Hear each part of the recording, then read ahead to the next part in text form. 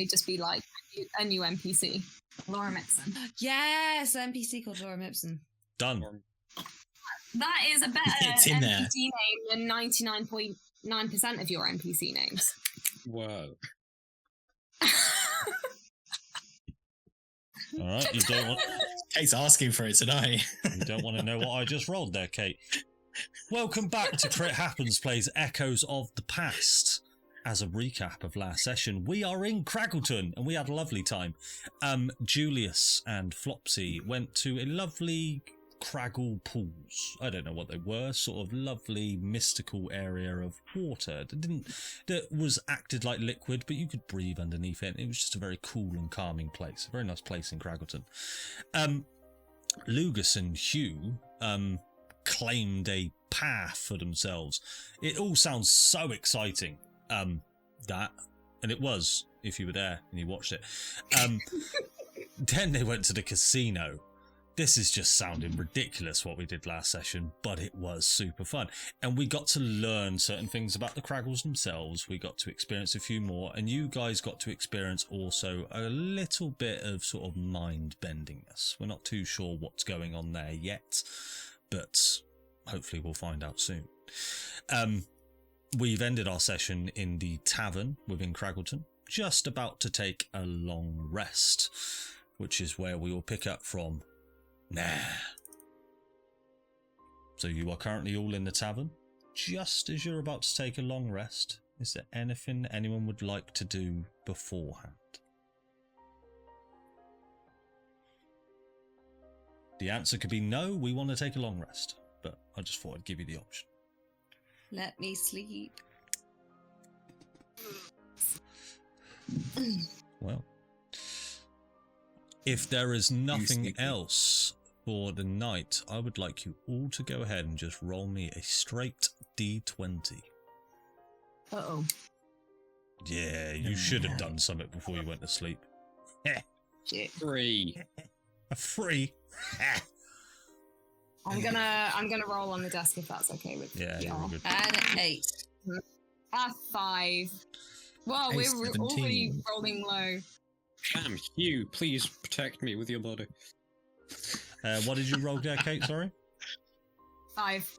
A 5. Well, we're off to a good start. Hugh, you do not die in your sleep. Oh, No, what I will say with those rolls, it's one of those rolls that I've just made you roll a d20 for. I know the modifiers that you've added to that. I kind of just don't want to tell you what I've just made you roll. But what I will say is that some of you have passed and some of you have failed. It may be obvious as to who. But what you will all sort of feel, and we won't go through it all, but you can sort of decide amongst yourselves, is you will have a terrible nightmare tonight. This will be a nightmare from your very early childhood, from around sort of ages 6 to 8. There will be something not necessarily true, but something that is close to the truth, something that involves, say, a family member or a loved one or a pet or something like that. And it is just one of those lucid dreams that feels very, very, very real. And as you all awake, you can go ahead and hit that long rest button, and you all remember that dream as if it had just happened to you. Before I wake up, well, I mean, obviously I'll wake up, but like in the night when I wake up and then like it's still nighttime, and I like wake up and then toss and turn for a bit, and then toss and turn a bit more, and I'm gonna get up and I'm gonna like pad over to where Flopsy's bed is. You know, kind of sit down on the edge of the bed and just give her like a little prod. Hey, Nits. Nits. What? Can I get in with you? What? Yeah, sure. What? Is everything okay? He'll just kind of tuck himself in next to you like scooch in. Then it like doesn't know what to do with his hand, and he's like, should I put it over or should I not? And then it just kind of settle on like wrapping it around you a little bit. I'm just gonna kind of I'll hold on to you, but I'll be like, are you okay? What's wrong? No, just bad dreams. And you just kind of bury his head in like your little fur neck. Go sleep. Try go sleep. I also had one. I think I had one. I'm assuming I had one, considering that I rolled a single digit. So. No. Oh, what was yours about? I was a kid, and something just happened with my family. So I don't think it actually happened, but it could have. Mopsy, as you kind of describe your dream, I don't know if you guys have sort of ever experienced this in real life, but the memory of that dream starts to change slightly. You mentioned that something bad had happened with your family, and you sort of, as you were speaking this, you almost pictured the faces of your family and something bad happening with them. But the more you focus on it, the more you sort of come out of your sleep, and as you're explaining it, you picture it again and you try and grasp hold of that image, and it isn't the faces of your family, it's faces of different people, but it feels like your family. Do I know the people? They're just randos? Yeah, sort of. I'll tell you what, roll me another d20. No. 11. 11. How many people would you have seen in your dream? What family members would you have seen from your backstory? It would have just been my mum and dad, most likely. Okay. So, you think about it now, and you could swear that you saw your mother and your father. But actually, the more you think about it, it wasn't a male or a female, it was two females. But you could swear that they were your parents in the dream. It's a very odd feeling that this memory is almost being altered, or you've had a dream that wasn't yours. Maybe it wasn't my family. I mean, I felt like my family, but now that I think about it, it was more like two women. And she's gonna kind of like, you can kind of feel a sort of. Do you not have two mums? No, I have a mum and a dad. That's weird. That is weird. Let's just face it though, someone's been going a bit fucky ever since we got here in terms of our heads. Someone's messing with them big time. Yeah. And she's gonna kind of like curl up, like underneath your arm. Oh. It's gonna like bury his head in your fur a little bit, and then like 2 seconds later, it's like right in my ear. So annoying. You're regressing that passive perception now, aren't you? Yeah, just like it's just, you can see Plop's just kind of. You're welcome. You've still got a bit of crusty spittle in your fur from the last time. Last time, yeah. Thanks. Hugh, what would you have dreamt of? Oh, Hugh's pet snail got stolen. Getting stolen by a priest. Yeah. Priest. Well, Oh my Yeah. god, stole your snail. hold on, we need to know more. Priest stole my. Yeah, that's What? it. This Yeah. tragic backstory. Yeah, hold it. Right. Everybody be quiet a minute. Darren needs to explain. Story time with you. Yeah, this is deep lore. Yeah. I didn't expect this, but carry on, sir. Rocky, Hugh's pet snail. They were best buds for literally months. In the dream, there's a cleric in cassocks and robes, and he comes stalking through the night with an evil grin on his face, and he picks up the giant land snail and he steals him and he carries him off into the darkness. Oh. Sorry, it's at my point at this point as the GM, I'm supposed to change that story, but I'm perplexed. I don't know how.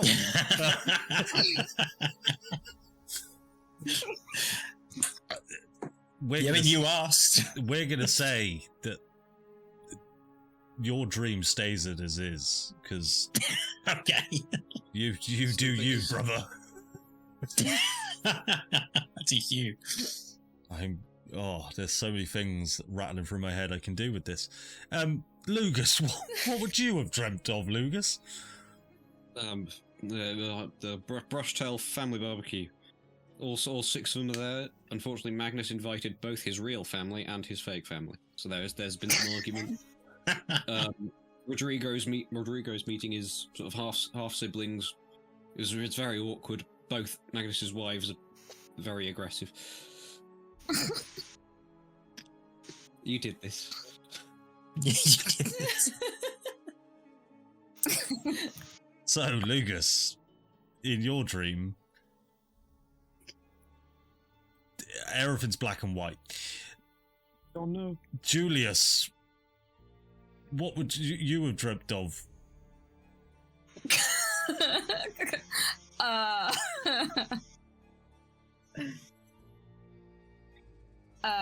That's a great question. What would Julius have dreamt of? It had other people in it. Oh yeah, that's good. I can work with that. Specifically family or just other people? It's up to you, dude. Completely up to you. Okay. If it was a nightmare.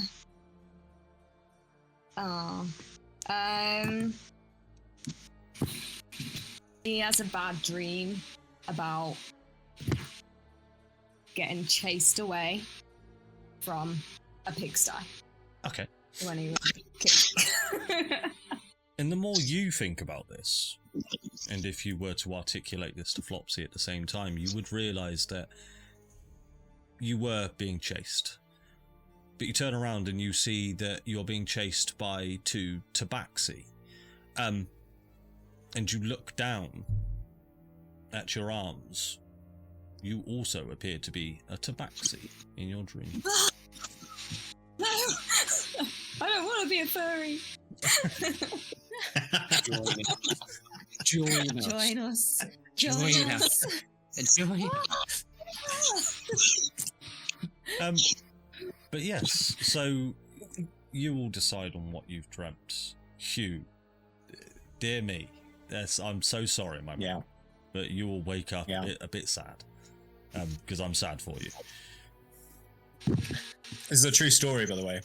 Is that actually a true story? No, of course it's not a true story. I was going to say. I would have drove to your house with a snail, dude. That killed me. That stole my snail. A priest as well. I love the idea that like Darren's just there dealing with this trauma of a random priest just walking into his garden again. Exactly. Like Dick Dastardly. Right. You all wake up in the morning pretty sad about it. That was supposed to be a bit more obvious what I was doing there, but it wasn't. And it is just more amusing what it was. But there you go. Carry on, guys. The scene is yours. You're in Kraggles Tavern. But what I will say is you remember this day as the day that you are to go out on a scouting party with a few Kraggles, and they will take you wherever you would like to go within the Golden Canopies. But it's up to you if you'd like to or not. Well, I am gonna get up early and gonna go and like sit down on my bunk I'm just gonna pluck some of the spit out of Flopsy's hair before she wakes up, so that she doesn't like realize like I'm gonna her again.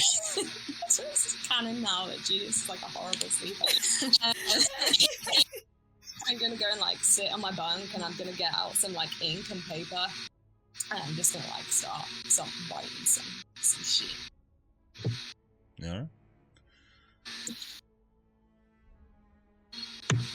Wait, let's wake up.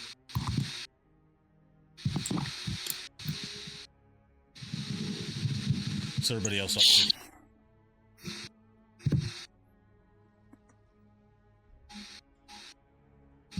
Well, I will wake up and, to be quite frank with you, I don't really know anywhere, so I'll probably just like hang around until someone else joins me. Yeah, cool. I'll So just hang around in the tavern. you can sort of head out of your room.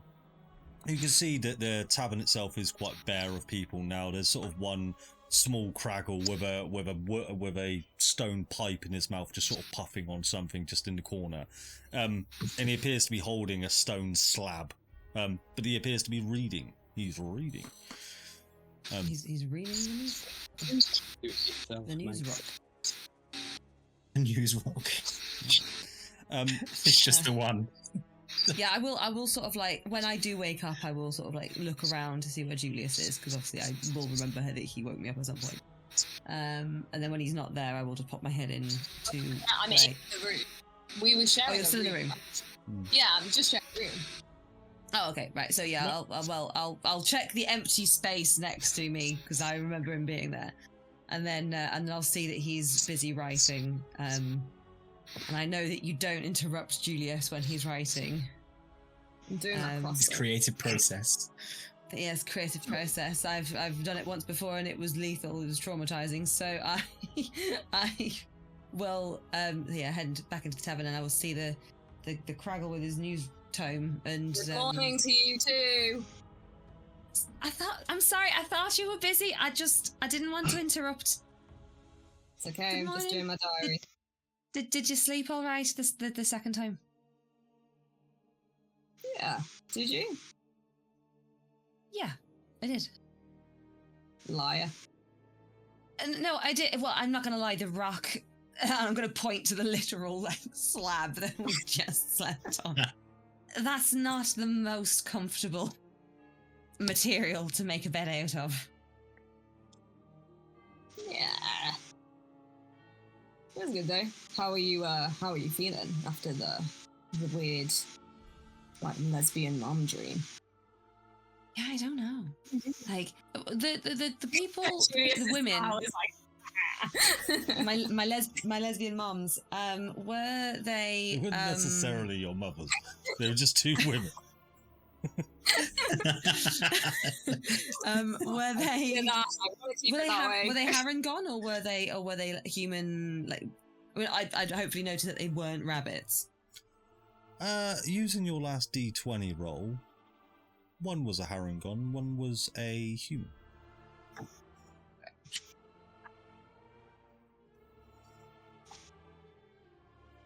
I think one of them was a Harengon, but the other one was a human.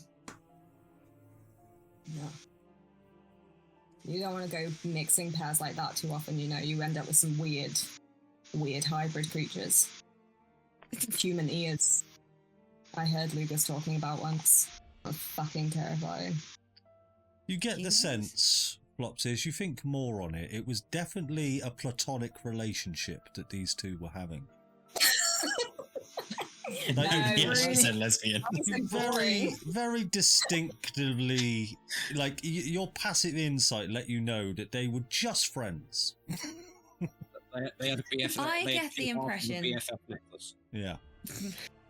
I get the impression, based off of the very short amount of time that I was looking, and I can remember, I don't think it was a relationship. I think it was like a friendship or a... What's a relationship?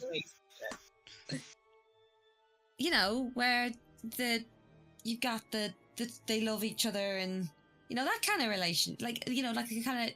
I'm just gonna be tripping over a word. You know, The relationship when where they have sex. That one. and she's gonna be like her ears are just gonna be excited. Yeah, that's the one. You can have sex with your friends, Mitz. Okay? I think about having sex with all of my friends. Not in a weird What? way. Like, okay, that came out wrong. Lugus, you feel the hairs stand up on the back of your neck. he goes, like, he puts his like little writing down. It's like, that came out wrong. Sometimes I do this game, like sometimes I used to do this game with someone I used to know, and we used to be like, what do you think it'd be like to have sex with them? And so sometimes I still do it, and like, so you know Hugh, like you would think Hugh would be like, Yeah, I know you. really rough and ready, but I think he would be surprisingly tender. And then Definitely a bottom. with Lucy, now sex with Lucy would break you physically and emotionally. And Lugus, I feel like Lugus would be super intense and emotional, and like he'd probably cry afterwards, you know. And then Gob has definitely got sex dungeons somewhere in that mansion, right? For sure. Wait. It goes back to his writing. Do you do this with all of your friends? I think pretty much. You're making it sound weird. I'm not gonna lie, I'm a little bit curious, but I think at the same time I don't want to ask. So I'm just gonna go.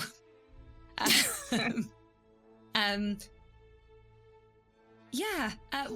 You keep writing your diary, and I'll see you in the tavern. Hey, Mitz, Yeah. I can see you working. No, you can't. And she's just gonna like. My work here is done. See you later, everybody. Hugh and Lugus, you wake up to the sound of a voice just going, "Waggy waggy, rise and shine." And you sort of look up and you see the small, tiny Kraggle. Actually, he's not actually that tiny. Where is he? Where are you, lad? You see Snow has sort of wandered into your room. Oh, all right there. How you doing? Am I right in remembering that we're in just like a rocky shelf on the side of the hall? Not a shelf, but more of a rocky sort of alcove. Not that deep of a cave, and there's just sort of this curtain that's there really, and it's just sort of like just sort of brick slabs, and there are 2 slabs per room, but whether Lugus sleeps on one is up to him.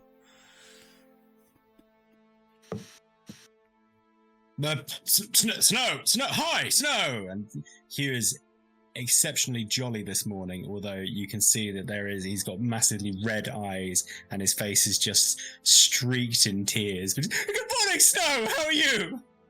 Oh, yeah, all right, big fella. You look like you've had a proper night of it. It's been a great night's sleep. I love the mattress. Oh, It's so comfortable. oh. I really don't know how to deal with this level of emotion. I'll be honest, I'm just a rock. But as long as you're okay, big man. Major or Elder Pomo, whichever you prefer, is he's awaiting you all we're going on a scouting party. He wondered whether you were still up for joining. I look over to Lugus and say, yes, we're looking forward to it. It's going to be a great day. Mr. Brushtail, Microphones, big. Okay, no, sorry. hello. Sorry about that. I was having some technical difficulties. Oi. You sort them however you need to sort them. Okay. Ignore that. I was having a trouble with my microphone. Yeah, Lugus, you look over to Lugus, and he looks a bit sort of disheveled with tired eyes. He also looks a bit wet around the eyes, but not as much as Hugh, obviously. He's like, hey, we'll be there. Hugh, pal, are you doing all right? You look a bit emotional. No, it's got a fantastic night's sleep. I just want some breakfast, Lugus. I just want some breakfast. We'll get you some breakfast. You don't have to tell me anything you're not comfortable with. And, I don't know. He will psychically give you a back rub. That feels really good. Thank you. I had a bad dream, Lugus.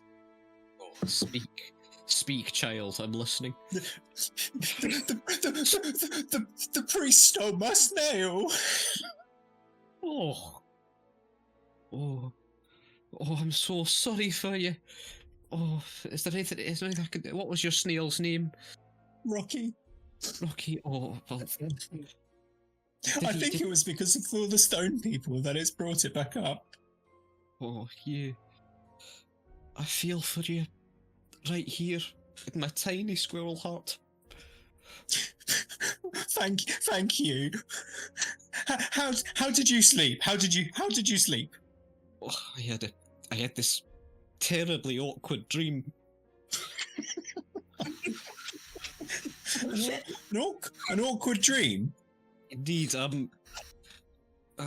my brother Magnus, who we might maybe be seeing in some form, shape, or otherwise later, he was a bit. Well, he had a few couple of affairs, and apparently two of his active mistresses made contact, and they didn't know about the other. Did anybody tell them? I mean, they kind of realised, because everyone was there. They sort of quite easily put two and two together. He had children with both of them, so. But remember, he did action disengage. He did, yeah, but to that one action disengage. To the one Asimar lady who had nothing to do with it, who was planning on being a third. You see at this point, Snow just goes, "Oh, I don't know how to deal with this. I'm going to go find the others." Are they still asleep? Do you need me to wake them? Oh no, I think they're awake. I'll be honest, I just wanted to go. Oh, You're super awkward. You're coming with us, Snow?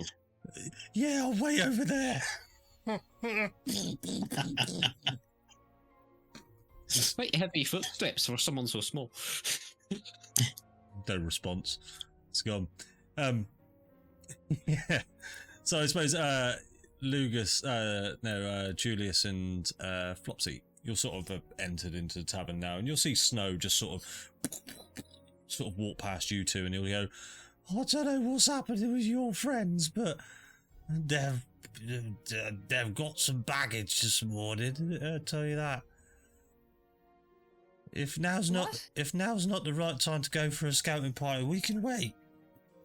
But I'm gonna just look at Julius. What do you mean? Kind of baggage? I mean, one of the big man's in there having a right old toot and cry, and the squirrel's giving him a telepathic back rub. Oh. Okay. Just give them 5 minutes. I'm sure they'll be fine. Oh, I'm sure. Well, I'll be just outside. And as you remember, this tavern is sort of near the entrance to the large sort of cave tunnel that you came down to enter Craggleton. I'll just be there, waiting for you. Let me know when you're ready. We'll be there. We'll be there soon, yeah. And as he leaves, I'm just gonna turn to Julius. I'm just gonna say, like, what the fuck is happening? Like, I don't know. I feel like they don't have much. I don't know, if it shits him up seeing someone cry and have a back rub, then maybe all they do is fight. I don't know. No, that's not what I'm talking about. Is why is Hugh crying and why is Lugus giving him a back rub? I don't know. Let's. I can't imagine Hugh. Actually, I can.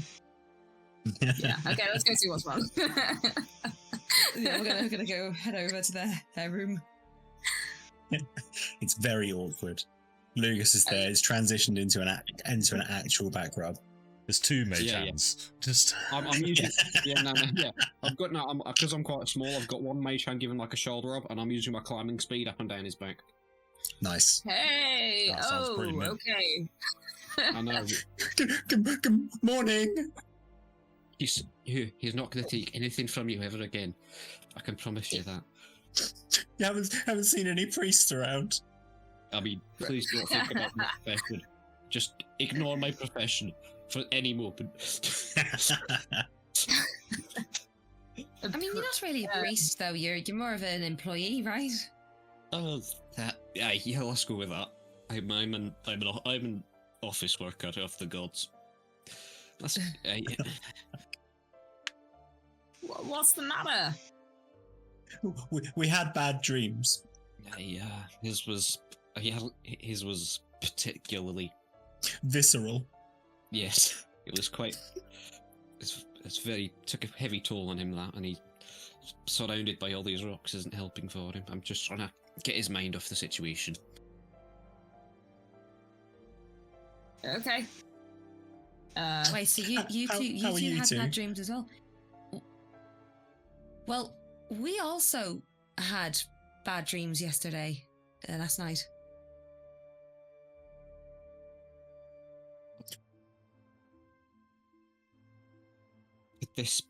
Could this be an effect of this plane? Is it more of that gobbledygook?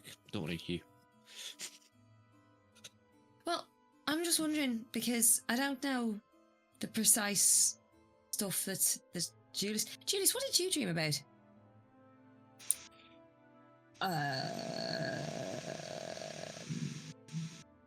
Getting in a fight. You've never been in a fight.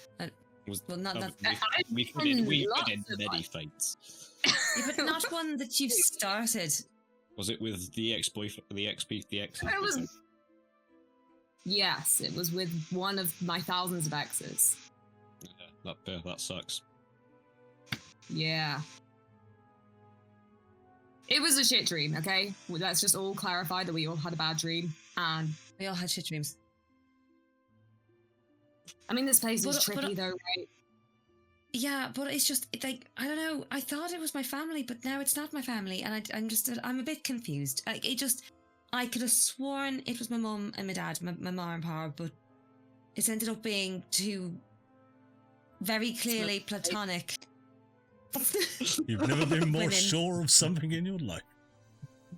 I could not be sure that it was two friends. Oh, stop ruining it. Okay. I mean, Although it has recently been told that my mind has been open to the possibility that two friends can also be having relations. That's not my field. I'm gonna have to back away from this conversation. I mean, you Of course, guys are I'm- always there. He kind of points at Lugus, like running up and down his back.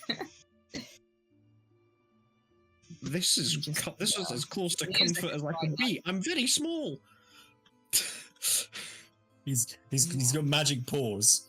I do. I've got magic mitts. It's very good. It reminds me of. Do you remember when we when we did some wrestling, Lugus, with Julius? Lugus? Yeah. It's the same sort of limbering that was. Oh, It's, I loosening thought me you were up. going to say like it made you want to cry or something, and but that's fine. Okay. No, it was relaxing. I mean, we can see if they've got some eggs. I don't know if rock people eat eggs, right? That will cheer you up, right? That would do it. That would cheer you up. Okay, right. Let me go see if there's some eggs. We'll get all of this nasty dream bullshit just swept under the carpet, okay? And move on with meeting Magnus. That's a good idea. I'll just get dressed. No. Oh shit. Okay, I'm out. He's naked, isn't he? Oh yeah. I got very close to that. Just realised in my backing up. I must have gotten fairly close. It just looks like I'm wearing like a woolly jumper. It's fine. Oh god. It's hard to tell to begin with. Don't worry, I'm used to like climbing through leaves and trees. It's quite familiar, and the foliage. Thick brush, one might say.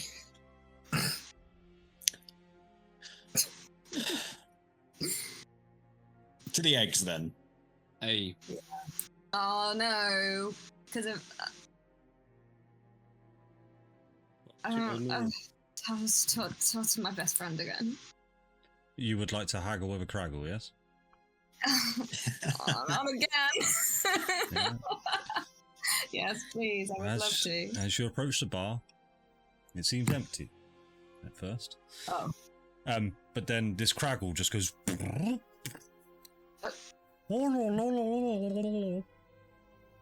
Yes. Good morning. It was a great night's sleep. Thank you so much for asking. I assume. Yep. Yeah, great. Really comfortable rock beds. The finest rock bed I think I've ever slept on. 5 stars would recommend to. Yeah, maybe somebody. Do you have eggs? Eggs. Yeah? This way.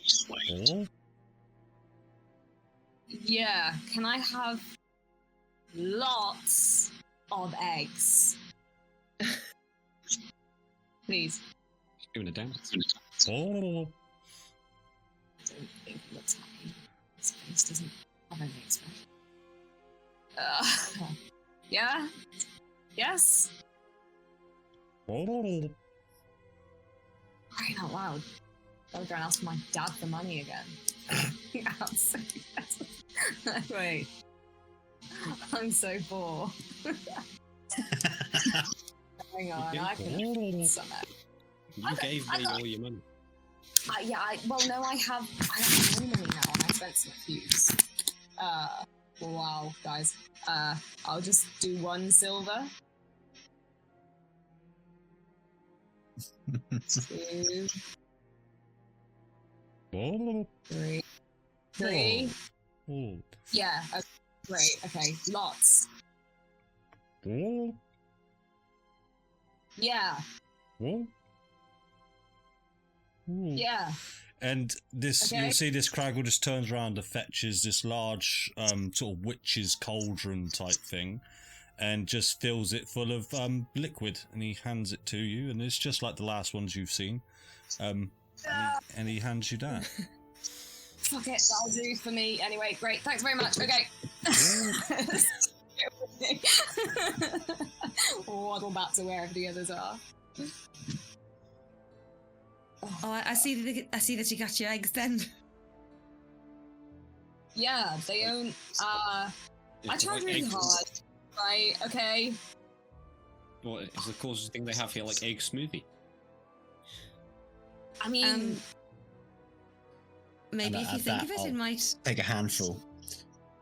Yeah, so if you would like it to taste like eggs, as much as you don't feel like it's a solid, it is still a liquid, but it can taste like eggs if you would like to, Hugh. Yeah, absolutely. Oh, this is lovely. Yum. great. Scrambled eggs. Somebody mentioned scrambled eggs the other day. Yes, I was going to teach you how to cook scrambled eggs. I think they've done it. It's It's lovely. Great. See. Is everyone happy? I'm gonna take a little sip, and it's gonna taste like a cinnamon roll, and I'm gonna be like, yes.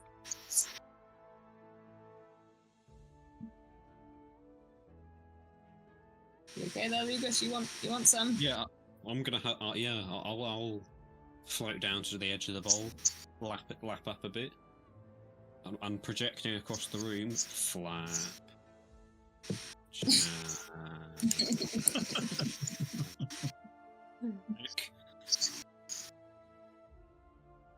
Does it taste like flapjack? It does, yeah.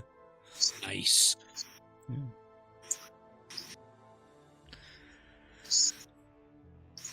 Cool. So, You will hear this Well, voice. we'll Oh, meet no. Snow, Go on, Vicky. right? Suppose we'll go and meet Snow, right? Oh, yeah, I mean, you don't have to. You could just stay here for the whole session. Let's just drink this weird liquid. No, let's go meet Snow. All right, cool. And as you guys exit the bar, who would be leading the charge? Who would be the last to leave the tavern? The last to leave the town. Yeah. Otherwise, I'm going to Probably roll a me or d4. Julius, I would imagine. I'll do it. I'll go last. Yeah, all right then. You see this Kraggle, with sort of purple hair behind the bar, and you hear this sort of just on the bar. It's the same Kraggle that you've seen Julius speak to many times, and the Kraggle just sort of knocks on the bar, and you look over just with your in really high passive perception because you're like, oh, I wonder what that is, and you can see that the Kraggle is staring directly in your direction. And he will just say, I bid you farewell.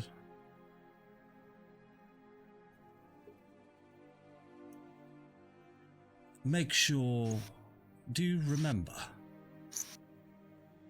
You remembered the way out, yes? Yeah. Very well. It's I'll sort of what I'll do is I'll go. It's that way and up that way and over there and go over the bridge past the waterfall and Yes. As long as you remember. Good. Thank you for staying. And see you soon.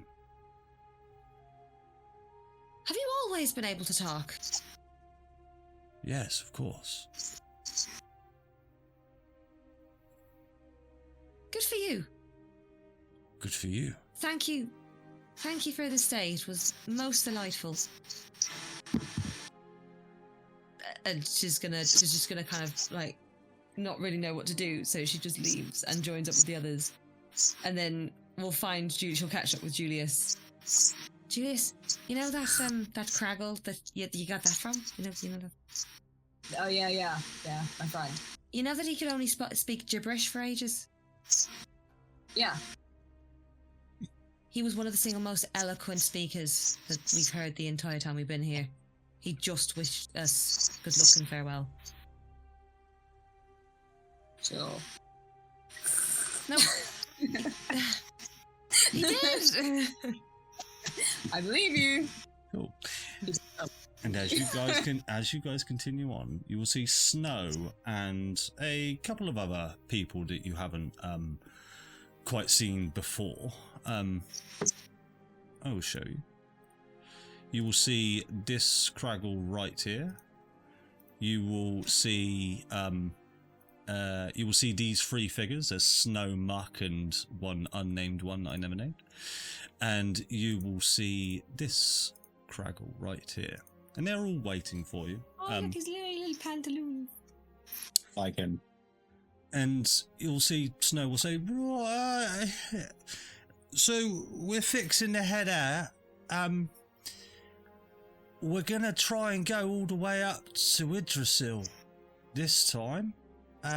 Thinking it's rather fitting we have Mr. Brushtail with us, and you guys have expressed a nature to get back to where you're going.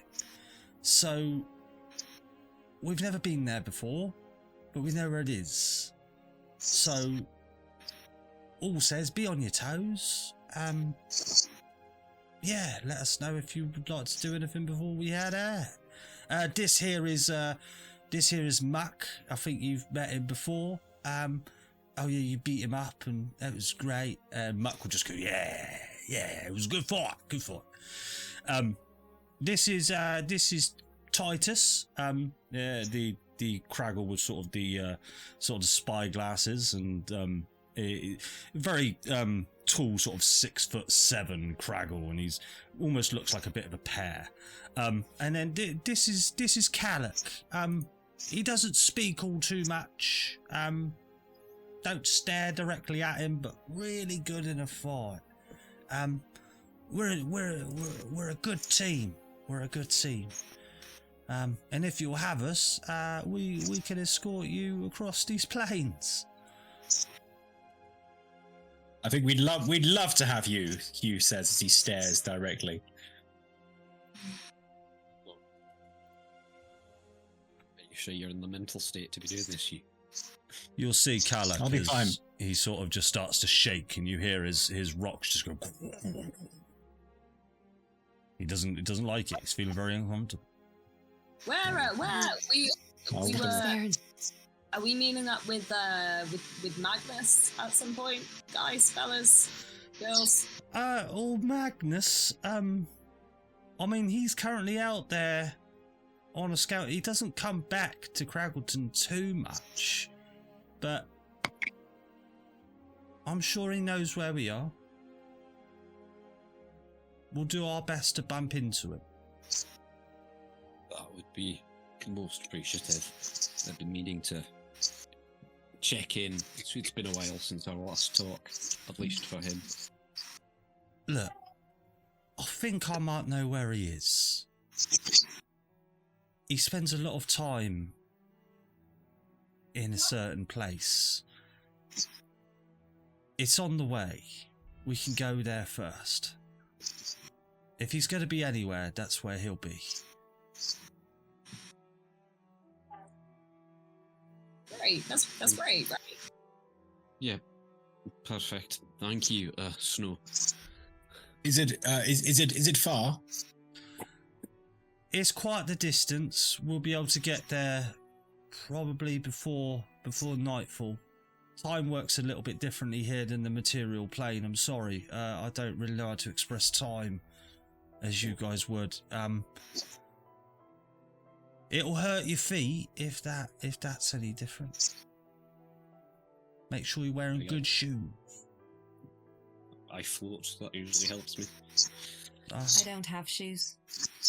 Oh, well, just watch your feet. And one other thing, if you see like orange puddles, don't step in them. Just step over them. All right, they're going to become a lot more frequent the further in we go.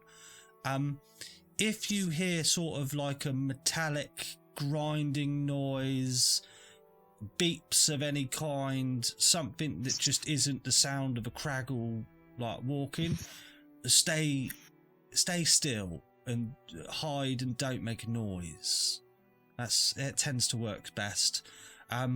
If we do happen stance to wander into anything that means to hurt us, stick together. Don't run off. Like we've had that in the past. They've ran off and we've never seen them again. That's not good. Don't just run away. Yeah, we'll stay as a unit. It's Callak here and Titus. They know how to fight, and so do I. Yeah. Hey. We'll keep you all safe. Don't worry. Right back at you. Oh, don't.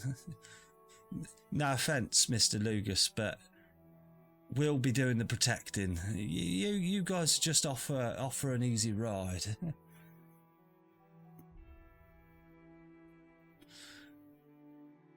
Have I still got that big rock? I believe so, yeah. Good. Are you sure you want to carry that big rock all the way to where we're going? It's quite heavy. Well, I was thinking, if you say that you'll be doing the fighting, I suppose our job is to hide, and it's quite difficult to hide me. But I thought, and I'll put the rock on my head and just kind of crouch. Does this work? Can you see me? Yeah. Ah, shit. You just stood in front of me with a rock on your head. I thought maybe it was like a disguise, like you wouldn't notice. No, so I could still see like the entirety of you, just with a rock on your head.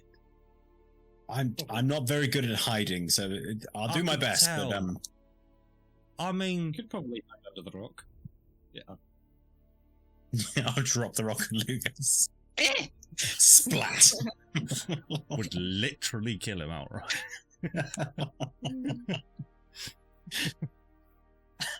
Just trying to think, that would be like a real life-size boulder dropping on a humanoid. You'd have to use the same rules. You would be dead. Yeah, and so Snow and his band of cronies will begin to leave Craggleton. Is there anything that you guys would like to do before we leave Craggleton? Snow. Who's that? Who's that third one? So there's you, there's Muck, but who's the guy with the split toothpaste hair? Oh, that's Peter Pettigrew. Peter Pettigrew. Peter Pettigrew.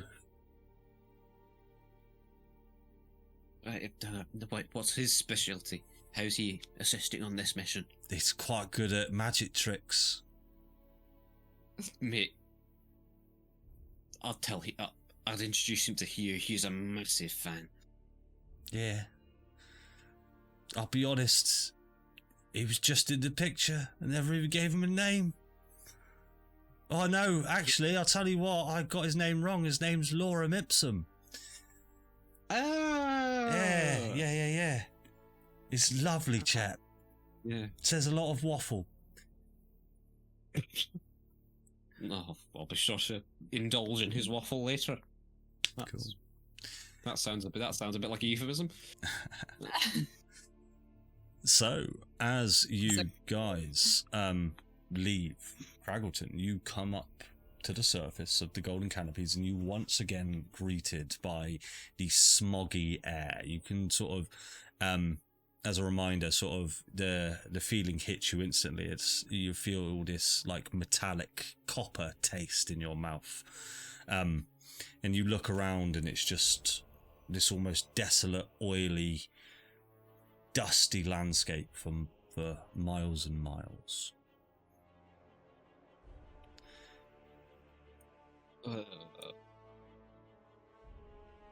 Never a pretty sight to see it like this. No. Some people remember a time before this. Oh, I guess I don't remember them anymore. I don't remember a whole lot about before, really. Oh, Lugus, it was beautiful. what did it look like? Like, picture? Can you try and paint a picture? Sure, I'll paint a picture for you in my mind. It was just an endless sea of trees and forest. The leaves were almost metallic and gold in colour, just reflected the almost constant cloudless sky above. It was beautiful. It was.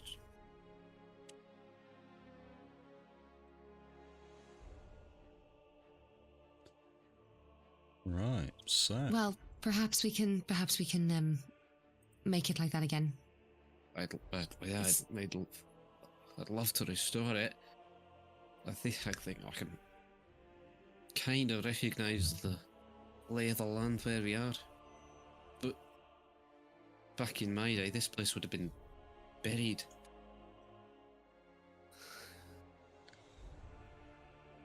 Can Hugh just take a kneel and have a look at the ground? And we mentioned that it's like dusty. Is there any form of like soil, or is it just like rock, or what's the kind of the substrate that we're walking on? You're sort of walking on pure rock at the moment. Roll me a nature check.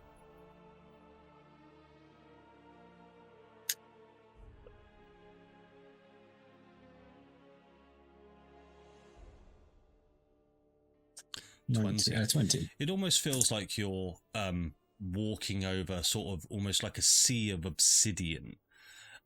It's like a volcano has erupted all throughout this land and laid over this sort of blackened rock, sort of molten rock that's now hardened that you're all walking on. It's created these sort of chasms beneath the ground and these faults have opened up. You get the sense that below this kind of obsidian rock-like nature would be natural terrain. Yeah.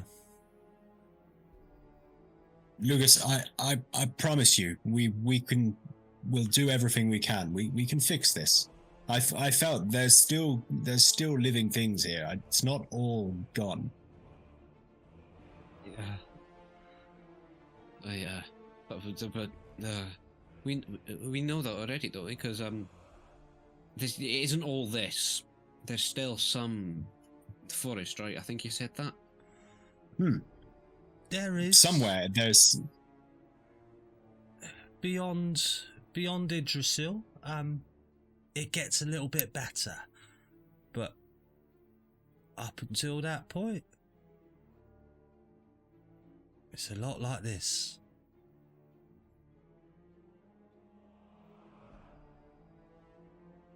Gonna need to do a hell of a lot of excavating. I think your brother might have some answers you're after. First time for everything. I suppose he's Cool. got some wisdom over these millennia. And you'll see that Snow, Callach, and Titus, they both sort of take out these long, sort of telescopic, sort of scope-like walking sticks, and they begin to sort of proceed across. They are sort of walking in a straight direction, but you can see they're sort of hopping between rocks. Not that this is rough terrain of any kind, but you can see they're sort of stepping over certain portions of the land, like they know something's there, or they might step over one of these small sort of oily streams of orange liquid laying out on the floor. And you sort of follow their steps as you go. And for the first leg of our journey, I would like you all to roll a survival check. Whoa. Let me just check what my survival is. Haha, I rolled shit once more. What? Nat 1. And that's one. Oh, I don't know what my survival is. With our powers combined. Are you rolling manually, Kate? I will, because I just think it copes a bit better. Also, I like to use my special summer dice. I also got a 1. That's nice, isn't it? But it's a 3, so a 4. But a natural 1. So that's 2 natural 1s, a 6 and a 12. Okay. We're great at this game, guys. We're so good. Look at the talent. winning. I'm out of the way, Make our way back. I say. You will walk for a few hours. The terrain starts to get more jagged. These large boulders start to lift out of the ground, and they're almost like jagged rocks, but you can see that they're glowing from within. This vibrant orange glow. Flopsy, you're very much feeling that they've been in contact with Argon in some form or fashion. You can almost see that they are sort of, some rocks are just big boulders, some rocks are like stalagmites up from the ground. And with your passive perception, Flopsy, you can hear the sound of moving stone off until not too far distance. You can just sort of hear the. And as you look over, you could see one of these stalagmite sort of rocks raises from the ground, sort of about 10 feet up, and sticks out almost like a crystallized geode from the obsidian itself. And it's just vibrantly sort of glowing and pulsing with this orange energy. You walk for, say, an hour more, and you all start to hear. I'll tell you what, everybody roll me a perception check. Flopsy, you will start to hear the sounds of mechanical noises. Uh-oh. But let's see if anyone can see anything. Ooh, shit. Can. Whoa. Big money. Holy moly. Oh, look at that. I actually rolled well. Oh, wow. Okay, that's going to be insane then. What I'm going to say is, just in front of you is sort of this parting between two rocks, and there's a fault in front of large, you can almost, it almost feels like this whole fault, this chasm, this small chasm that spans about 10 feet in front of you is sort of filled with lava. But as you get close, that metallic taste is starting to get stronger and stronger. Flopsy, you feel like this is a chasm filled with sort of argon, a large argon stream of some kind, this power source. And as you get closer, you all start to hear these mechanical noises. And you're able to get down, and you'll see Snow goes, "Be quiet. We need to get through this area. That's it, Hugh, pop the rock on your head. I think I can see them up ahead." And what you see in front of you, I'll take us to here,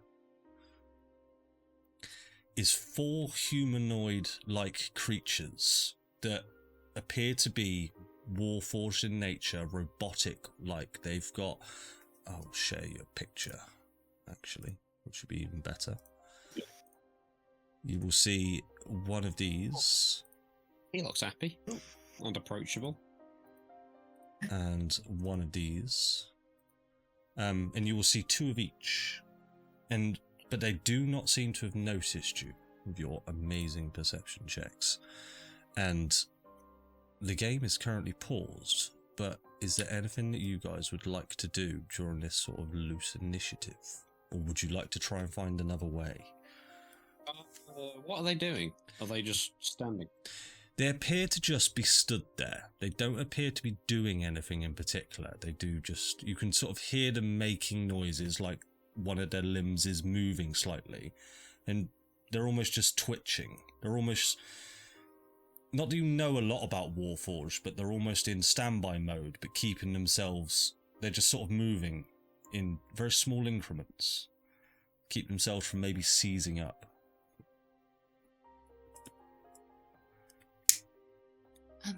Snow. Yeah? Is there a way around, or do we have to go through? There's a way around, for sure, but it will... We'd have to pedal back quite a lot. We can do it, but that comes with its own risks.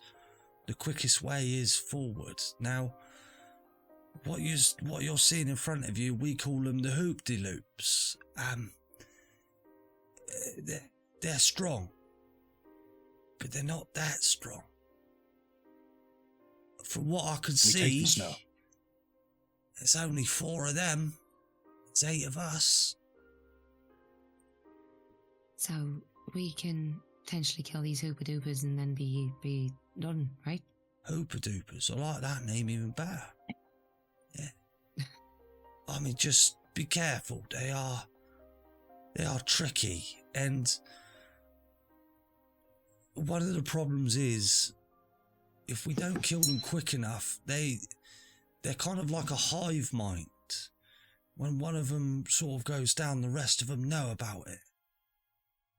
There's a lot more where these come from. So basically, if we don't kill all 4 of them pretty quickly, then others will join. There's going to be trouble. Yeah. Right. Okay. Do we need to do anything special to kill them? Is it just like anything else? Just take the head off? Yeah, we just sort of bash their heads in with rocks, I'm going to be honest. Yeah. I can do that. I've got a big rock. Yeah. Or the sword that you're carrying, or the axe. Excellent idea. I use the sword. Yeah. I mean, use what you got, big fella. So what we will do is we will go into initiative, but no matter what you roll, I'll give you guys the first action. Fucking hell. What is going on?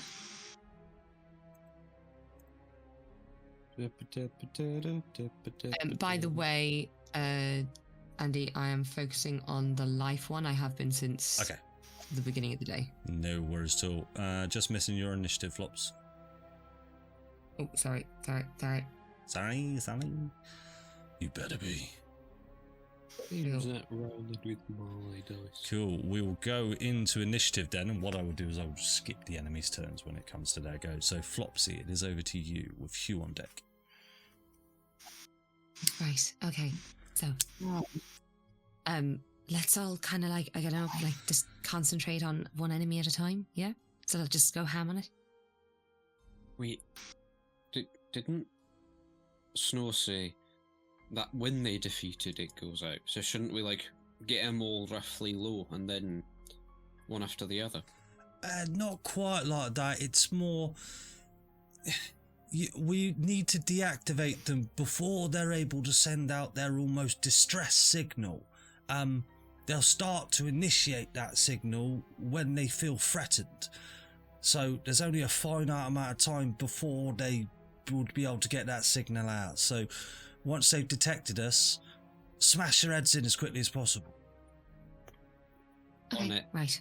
So, yeah, let's concentrate on one at a time. So, I'm going to focus on this guy here. Right. And I'm presuming, because they haven't seen me yet, that would be... All the things. Is that... Because I'm technically hidden, would that be advantage? Advantage, sneak attack, everything. Yes. Or even say he's got his back turned to you, completely not aware of where you are. Fantastic. Right. No, so everything that you guys do here will happen at the same time, right? So if Flopsy attacks, we'll move on to the next person like we've just rewinded in time. Yeah? Okay, right. Advantage.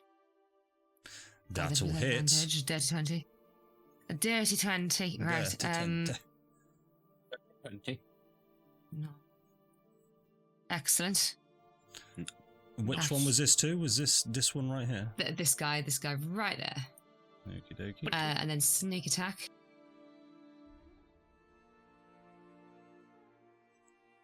Oh, 3d6 now, is it? Has that better. gone up? Apparently it has, yeah. Lovely. And that will be whatever damage, piercing. Piercing. That, yeah, I'll just match it. And then, because I can, also going to do Wails of the Grave.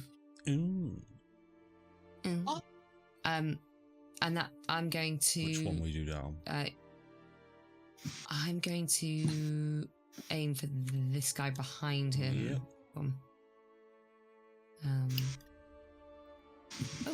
what? Why have I got a? Don't worry about the measure template. I'm pretty sure this isn't a measure template swing, is it? No. And then it's not. just it's just. It's just the damage. half your sneak attack. I think it's just half the sneak attack, isn't it? No. Yeah. Wait, no, is it? Oh, half the number of sneak attack dice. Ah, right. Yeah, I just didn't read the next word on. But it's necrotic damage, It's so that is 6 necrotic. Okay. Yeah. Cool. So as you fire this short bow out, you manage to find purchase sort of in this area that's sort of more weaker around the neck, and the arrow sort of pierces in and the arrow sticks in there, and these almost like ghostly tendrils then come out from the arrow to the droid sort of 5 feet from it, and it starts to just twitch and stutter. Anywhere you'd like to move to, Flopsy? Yes. I would like to. So I'm presuming this is a glowing rock, so there's no like dim light per se around it, but there's probably dim light. Yeah, I'm going to say here. everywhere there's dim light unless you're within about 10 feet of one of these jutting rocks. Right. I tell you what, then I'm gonna.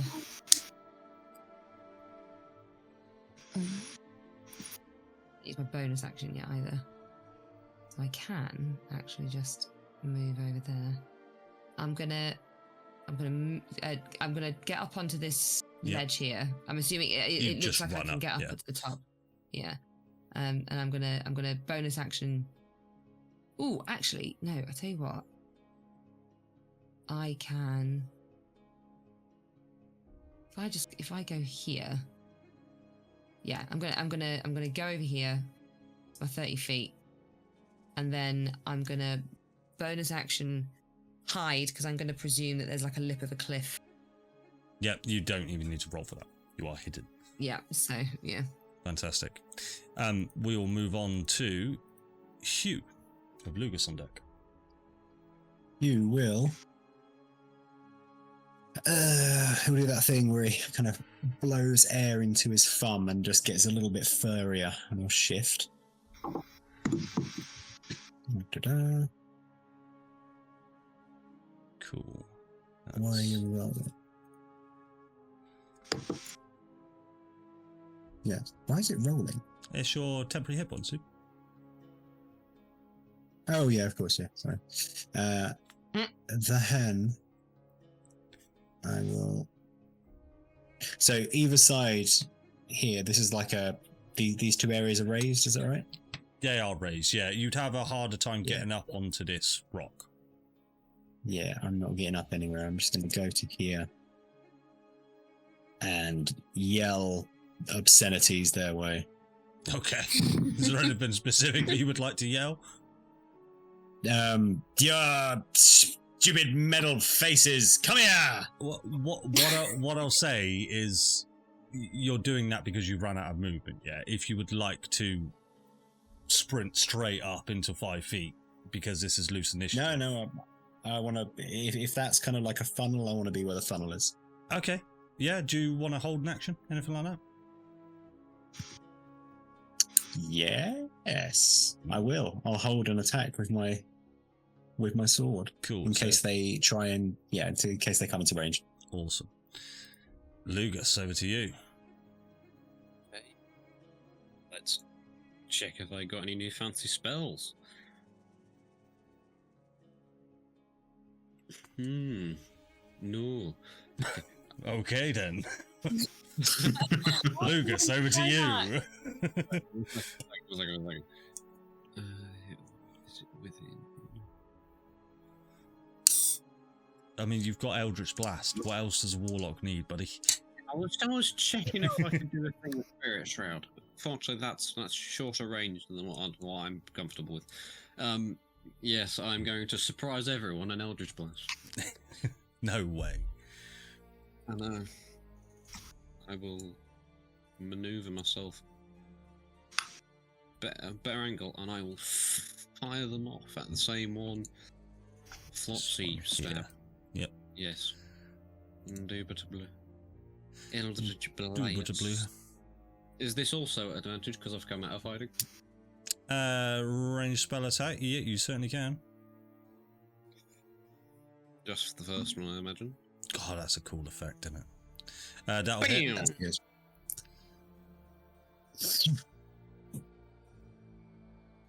13. Do it again. Do the Eldritch Blast thing again. Go, go, go. Okay. Do Is it- this do one it. normal, or is this one also at advantage? With advantage, yeah, because it's the same one. So, your multiple Eldritch Blasts don't actually act in the way that a multi-attack does. So when you get multiple Eldritch Blasts, they actually just go as the same attack. It's kind of like it's kind of acts like magic missile in that kind of way. That'll hit. Okay. All right. Okay. And then damage. And pound. Oh, that was nearly full max damage. Nearly. Nice. So these two blasts just go, and they both sort of impact the torso, and you can see that it's denting in, and the first one that you did dents in so much that it sort of tears this sort of fissure in the bronze sort of architectured armor, and the other Eldritch Blast just sort of pushes its sort of energy within that crease. It's looking very, very damaged. Anything else, Lugus? I will move behind the wall of Kraggle. Go for it, buddy. I'm done, I think. Fantastic. Aye. We'll move over to Muck, who I'll sort of take all of their turns at this point. Mark? I thought that was Lorem Ipsum. That was Lorem Ipsum. They'll sort of move to there. She'll get in line with you, Hugh. And I will roll 4d20s. Okay, only one will hit. So what you see is they all simultaneously, just all four just chuck these large boulders at the one that you've all been targeting. Only one of them actually manages to hit though. All the other rocks just sort of just go on the ground, just don't hit at all. The big protectors, by the way. But one rock will hit and deal 10 points of damage. Julius, it is over to you. Yeah. Fun, guys, everyone. Just bear with me. My foundry has a meltdown. So I'm gonna... they're all a bit far. Oh, they didn't go, did they? Oh, they didn't have a turn. They haven't so had a turn. Like, So put my hands out and... you can use your movement speed to Yeah. get within 5 feet if you want. Like this is... Yeah, I won't do that. Okay.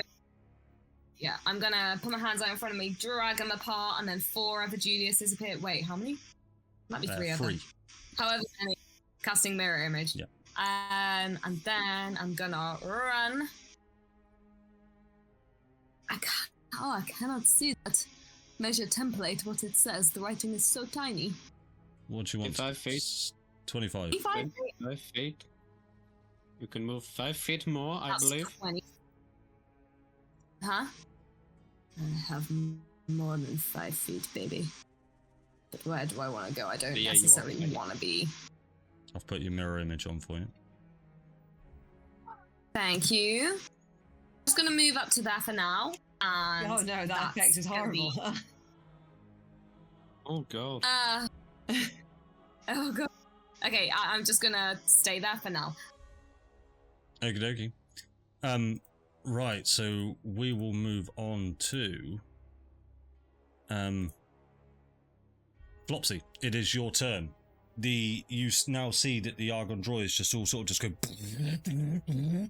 The one that you've all been targeting is looking viciously damaged. Half of its fucking limbs are hanging off, but it is just about to lunge at the most insane speed at Hugh.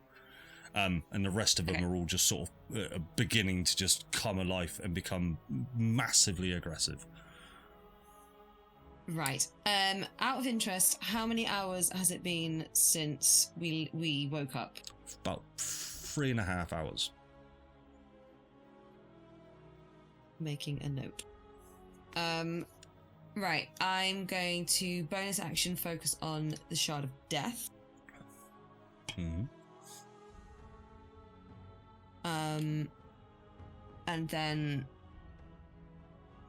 I'm going to move to there, targeting the nearly dead guy. Yeah. And I'm hiding as well, so I'll get advantage. Unless I get a +2 to my roll. 24. So that's 26. 26. And then damage.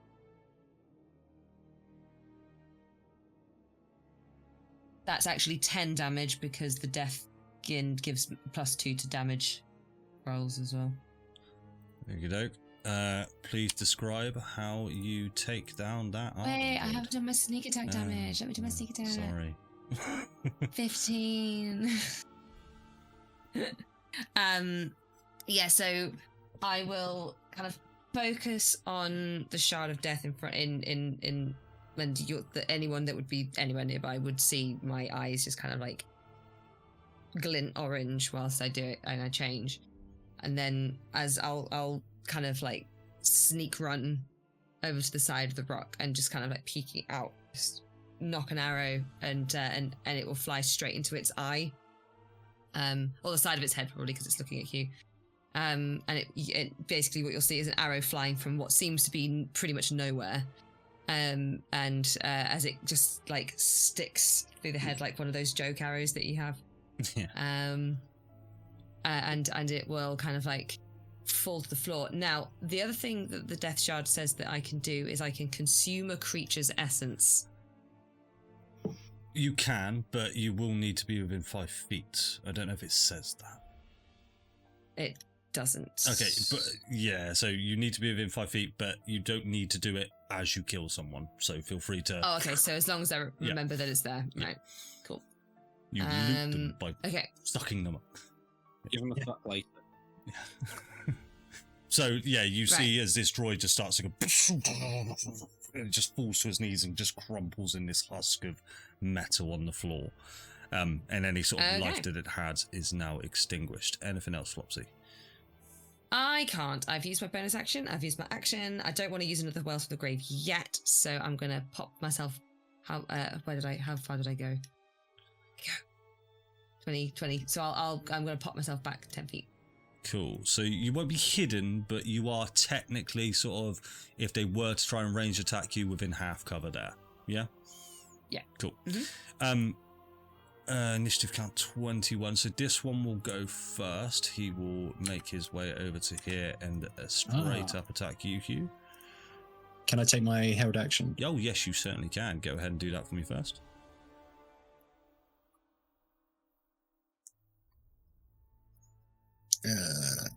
Let's get this wrong. It's the icon, is that? Do I just use ability? Every time I click on the soulfly bait, it just says use ability. Just say yes, I guess. I might have set it up wrong, probably. There you go. Oh, there we go. But it's used the charge. Just keep putting the charge back right. on, it's fine. Yeah, no worries. Right, so... that charge down. 26 will hit.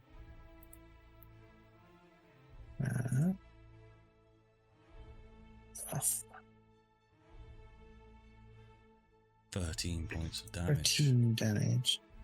And is it both of my attacks for a held action? Yeah, for sure. And again. Yeah, because you're holding the weapon attack action. So you get to make 2. 15 will miss, sadly. 15 will miss. Cool. And as you do that, so you sort of bring the Soulfire Blade up, you chink him with one, but as you twist it around for a second attack, he almost grabs the blade and then tries to attack you with his rapier. Ooh, nat 20. That's depressing. It's not that much, don't worry. That'll be 19 points of damage, and you're not raging yet, are you? So I'm not. You will take the full brunt of that. What does 1d8 m times 2 m times 2 mean? For some reason, my Foundry has switched to Mercer crits, so it's just taking the max damage and then adding another dice on. I didn't fix it before this. I'll tell you what. I will. So does every M count for Mercer? So 1d8 mat times 2 Mercer times 2 plus 7. So what I will say is I will leave you with that 19 damage, because if I roll it manually, it would have done more. So I'll leave you with that. You got away with it.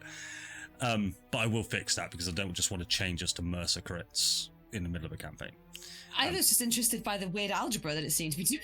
It's just dice notation. I think M means max.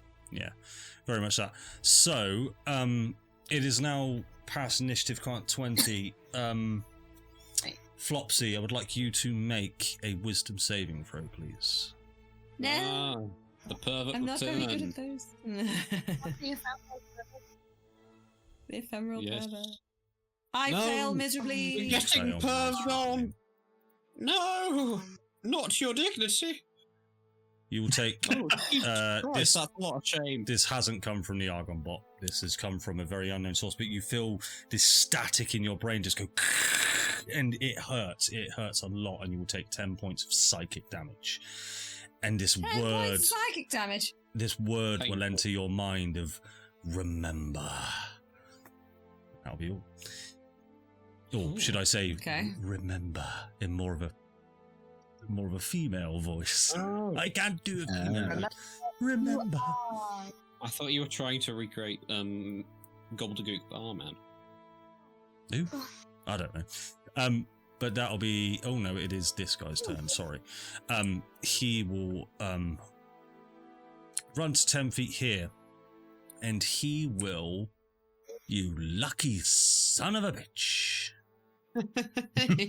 He will make a leaping attack.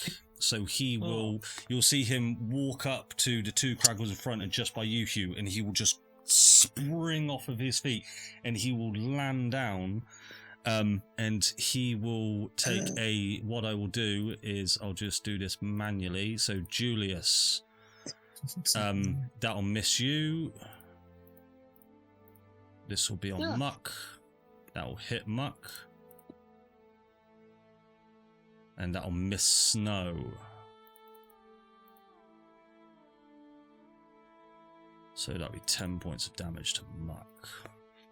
So he springs off of the ground, lands, and as he does, he twirls these two blades with his both hands, and one goes wide on you, Julius, as he just doesn't quite find the purchase that he was meant to. He swings for Snow and misses him, but then Muck sort of jumps in the way, tries to grab the blade, and the blade sticks into the stonework of himself, and Muck has taken a pretty big chunk of damage there. It is now over to this Mark II droid, who will place himself here. Hugh and Julius, you will see as he leans down and he holds his mechanical arms against his chest, and you just hear this beep, beep, beep, and that'll be the end of his turn. Hugh, it is over to you with Lugus on deck. Oh. That doesn't sound good. Oh dear. If you play Cataclysm, you might remember what that meant. Is he about to explode? Run a bomb? away! I can make a guess. Yeah. Adam, can you remember what that was? I have a couple of guesses. I don't, Well, that beeping is really, really enraging. So I will. Just think back to the priest here, stealing your snail. That Yeah. fucker, right? Yes. The nearest creature will die. I really wanted to get you with that, Lugus. I had such a good plan, and you were 5 feet out.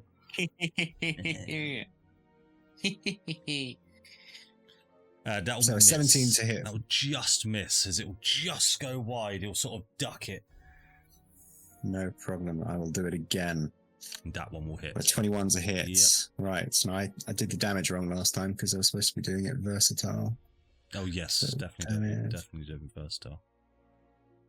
I can't do it versatile. You should be able to. You can do two-hand now. it's longsword. Yeah. Damage roll just says Soulfire Blade. And then Just yeah, roll there's it no- for me, because it I might got have rolled a D10 anyway. I can't actually remember. No, It's a D8. D8. Just roll a D10 for me manually.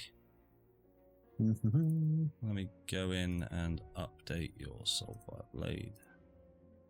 It's always going to be versatile. I'll swing it anyway. That's better. Here we go. It does say it's better. versatile. And There's nothing I could do for yeah, now. it's funny. Just remember to do that. So 9 plus 2, 11, 15, 18 points of damage. And I will also use my Divine Fury. Okay. Is that one? Yeah, 1d6 plus half my barbarian level. Which will be So 3. 1d6 plus 3. Nice. That Plus will an be extra 8. Just that is his exact hit points. So please describe how you send this one down. Yeah, well, if it's the Divine Fury, I imagine that as I've brought the Soulfire Blade down on its head, maybe there's a hint of like a green flash as an added bit of kind of naturey energy just kind of goes into this unnatural thing, and yeah, with a bit of extra force smashes it to the ground. Fantastic. And it will just fall into this lifeless hunk of metal in front of you. Lugus, it is over to you with Julius on deck. Movement. Where would you like to move to, sir? I will take a step backwards. Certainly can. Lugus. Okay. It's like how far away am I away from that fella? 15. Hey, you done me, wee fella. I know, right, okay. I'll move myself here. And then with my bonus action, I'm going to cast Spirit Shroud. You're going to have to remind me what that one does.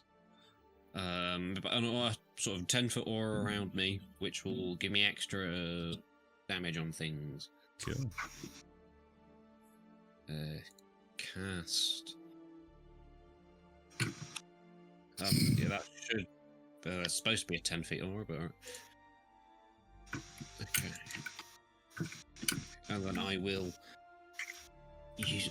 I'm gonna have that be. I can choose. Yeah, I'm gonna have that be radiant, extra radiant damage on Yep. this Eldritch Blast I'm about to shoot off.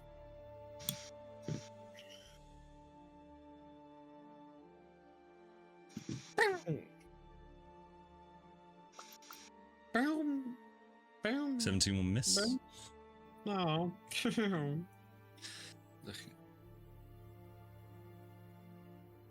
Boom. Oh, my heart. 13, so yeah, you fire these 2 Eldritch Blasts, and where he's sort of come down from his leap, he's sort of now just sort of crouching, and they both just go over his head.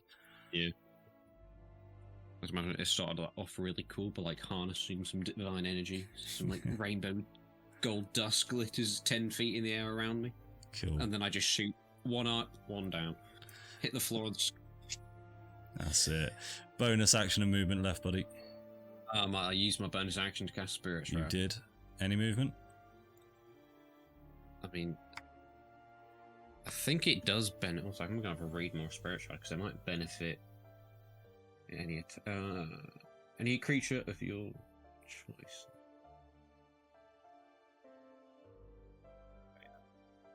I'm gonna use my climbing speed to climb up here. Okay. It is now over to Muck, who I will take this for all of the Kraggles, so Muck will go first. That will miss on that Argon droid. This will be Snow's attack. Snow's attack will miss. Kalak will attack as well, which will miss.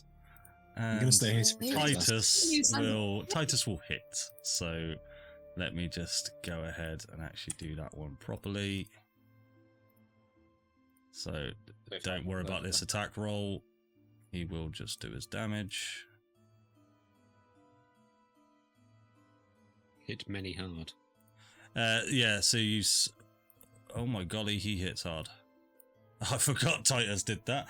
So yeah, you'll see that they pull out this sort of rocky club and they all just start swinging it like baseball bats. They're not very proficient with them. They're not too good at them. And that'll be their turn. Julius, it is over to you. Plus Ooh, 22. okay. Cool. So I'm Titus is a gonna beast. whip out 2 of my swords with some cool moves. I'm gonna try and stab this guy. Stab him. That is. Stab it. Yeah, stab. I'm gonna stab him now. I'm gonna stab him. Stab him real good. Stab Stab him, you him. know, for disrespecting my family. So I'm gonna try and stab it. Let me target this man. Do I want him to use movement to get around to bloody flanking? You're Fine, gonna why give not? yourself advantage if you 10 do. feet. Yeah. 10 feet, 20 feet. Nice. Yeah, okay, cool. So, then move here for 10 feet and then target this guy. Is my combat header thing? Is it here? Oh, I'm sorry, people. No. Just trying to find my sheet. Double click your character. Just bear with me for 10. It's coming. Okay. Where's my swords, man?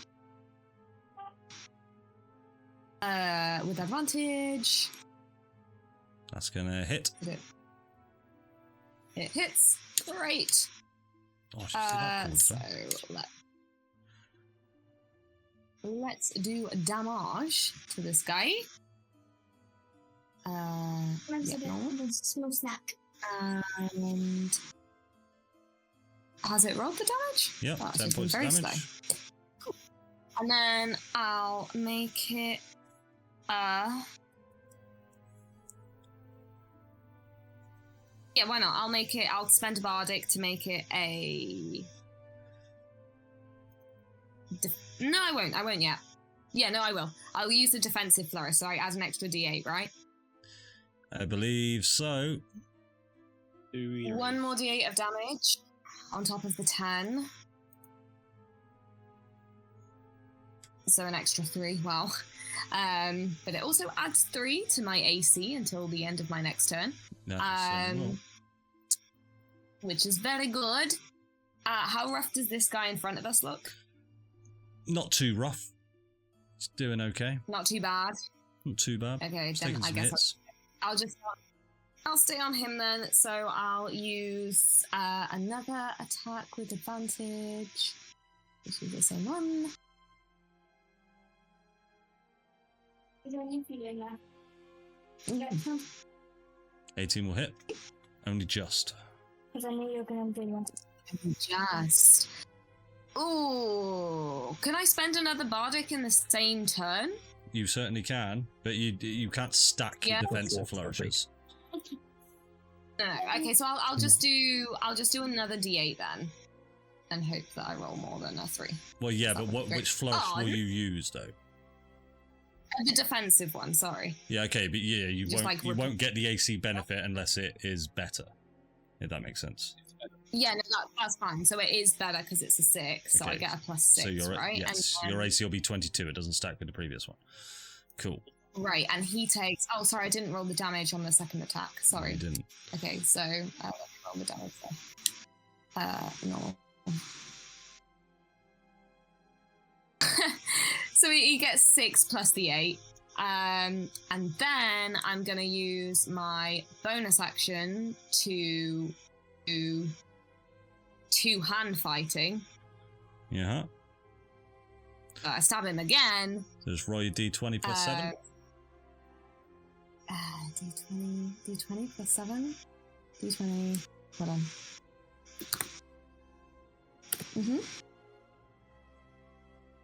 Slashy, happy. No. That will just miss, sadly. Saddy. That's miss. That sucks. If only I could inspire myself to be better, but I can't. So I'll go in. I'll be like a whirlwind of swords, and then I'm gonna move Cool. out of the way. Do remember that you do Okay. have slashing flourishes, so you can add things to your attack rolls, but that is that. So yeah, The eh? slashing flourish lets you hit something else within 5 feet of you. One of the flourishes lets you add more to your thing, I believe.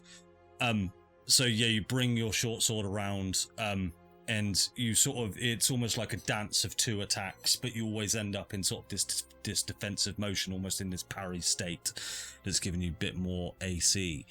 And you would like to move away, would you? Okay.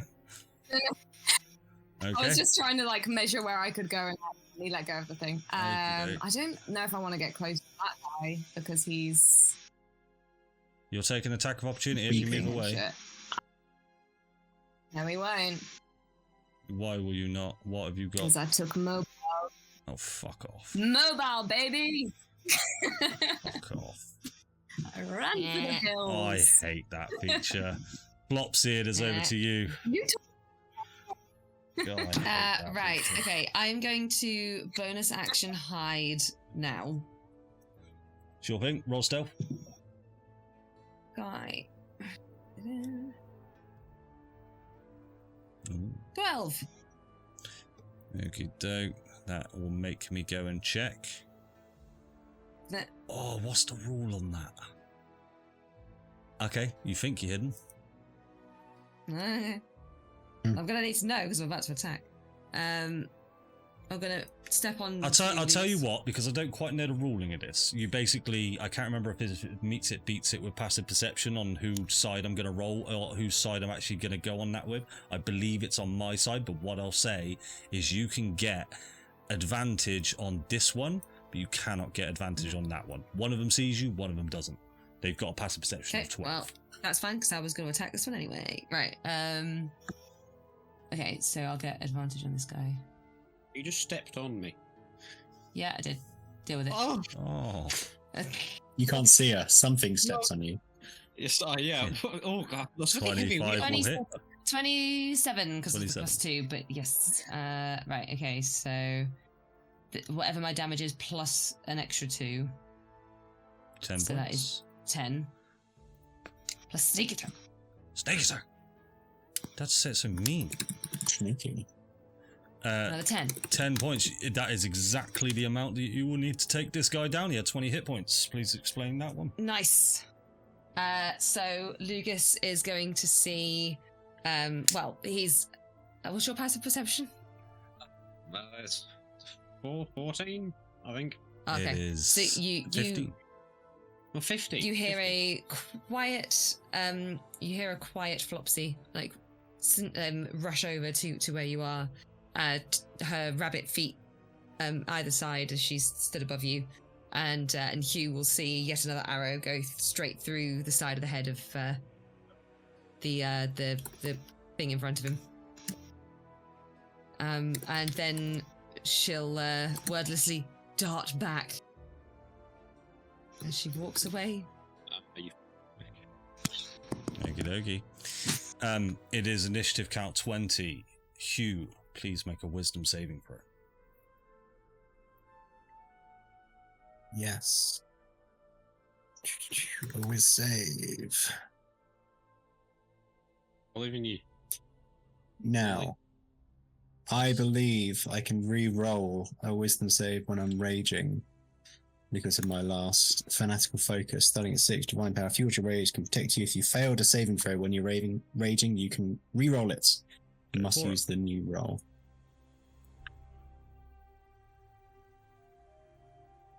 Oh, that's a lot better. Cool.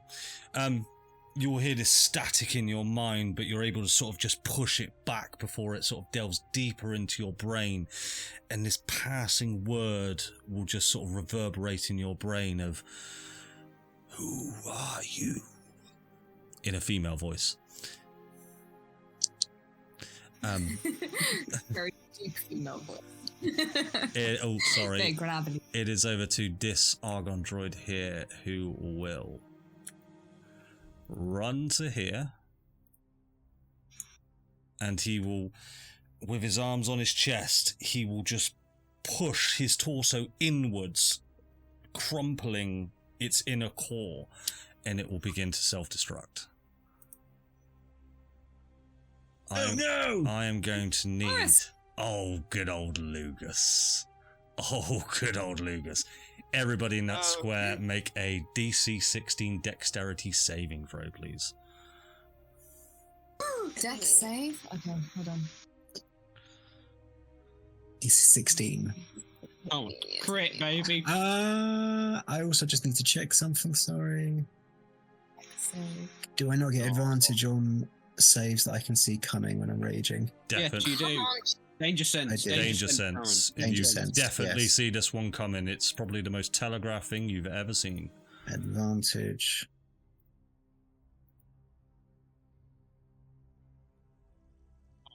Oh, snow. So that failed, right? So I can re-roll that. You can re-roll that, yep. With the re-roll, is that that's With advantage. not advantage, right? No, yeah, it will be. With You advantage. get to just re-roll it, I believe. And I'd have to read it exactly, but it's less. Yeah, it's still going to stand at 14 then. Yeah. I have to take the second dice. So anyone that failed will take 12 points of fire damage and 14 points of force damage. And I will apply that to... Did every single person fail? Apart from Lugus. Every single person will take 26 points. Ouch. Oh, no, don't die, my friend. Don't die. He's not dead. Don't worry. Muck, he bleeds. No. I was supposed to turn it on so that token didn't bleed. Muck. Rip Muck. We will see what happens to Muck in a second. Don't you worry. Is there Hugh and Julius? Have you taken that damage? No, Oh, no, I have sorry. to do the maths. What was it, sorry? It will be 26 points of damage, and it will be 26 points of damage for you as well, Hugh, because I don't believe you have resistance for force or fire. No, I don't. Yeah, so you'll take the full 26 on that. I'm taking 13, I assume. You will take 13, yes, sorry, Lucas. Quite easy maths. but I'm still so glad I darted away. 21, which will make it. You're a rogue. I that's should have what ran you away. do. Cool. We will go ahead and end combat, and I will re-add old poor Muck. But, so this Argon droid runs up, he presses his chest in, and he just cripples his entire core, and it just goes, and this large burst of Argon orange energy just comes out and reverberates and stays there for a moment. And Flopsy, you can see your friends just surrounded in this almost opaque dome of orange Argon mist, and it just goes back into the droid itself, who just implodes on the inside and then just crumbles into dust. And you will see as Muck just is got almost this orange hole blown in his chest, and he will just crumble to the ground. And that is where we'll take a quick break. So we'll be back in just a moment. Save him. Anyway, bye. But we're back. And we'll pick up from right where we left off in sort of loose-ish initiative, as you will see Muck crumple to the ground with this crater in his chest.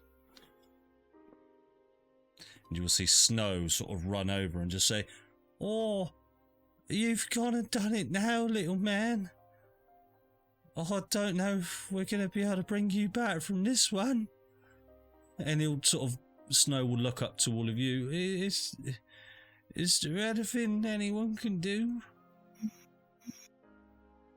I will try mending. Okay. And as you sort of reach down, Hugh, do you want to describe your mending for us? Oh, I'm stacking the rocks, just one on top of the other. It looks nothing like he used to do. I'm just stacking them on top. Mending. Yes. Okay.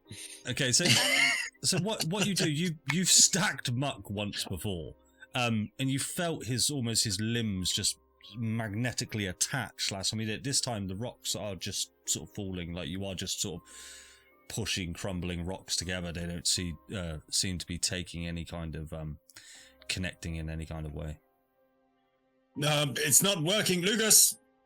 On it, I will hop down from my position, and I will use both action and bonus action to heal it, to cast mending, and use a bonus action healing light. See which one works. So you sort of reach forward with your hand, and you sort of place it on Muck's torso or head, or some of that. And you try to project your healing light through him, but it just doesn't seem to take any kind of effect.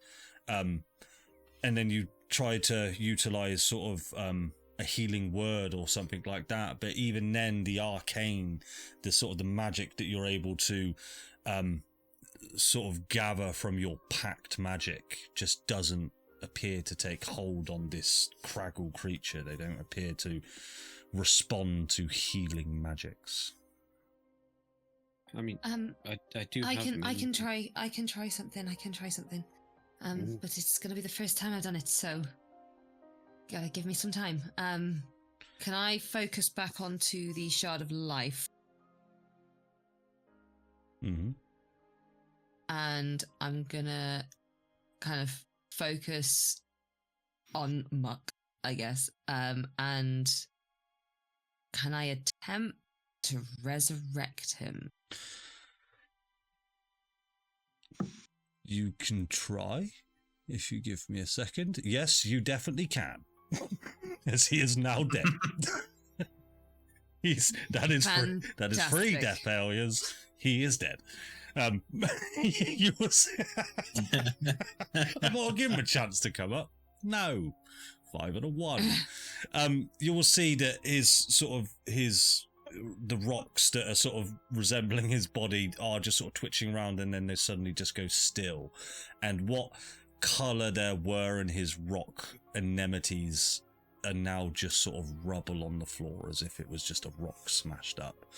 And you can see his bright coloured sort of tartan hair, red and blue, just falls out onto the ground. Roll a d20 and add your spellcasting modifier. My spellcasting modifier? Yes. Did I not write? I'm a rogue. Oh yes, you are a rogue. Did I write something about that? Then it will just be a D20. Add intelligence modifier. Right, okay. I was going to say, I should have thought about that when I wrote it.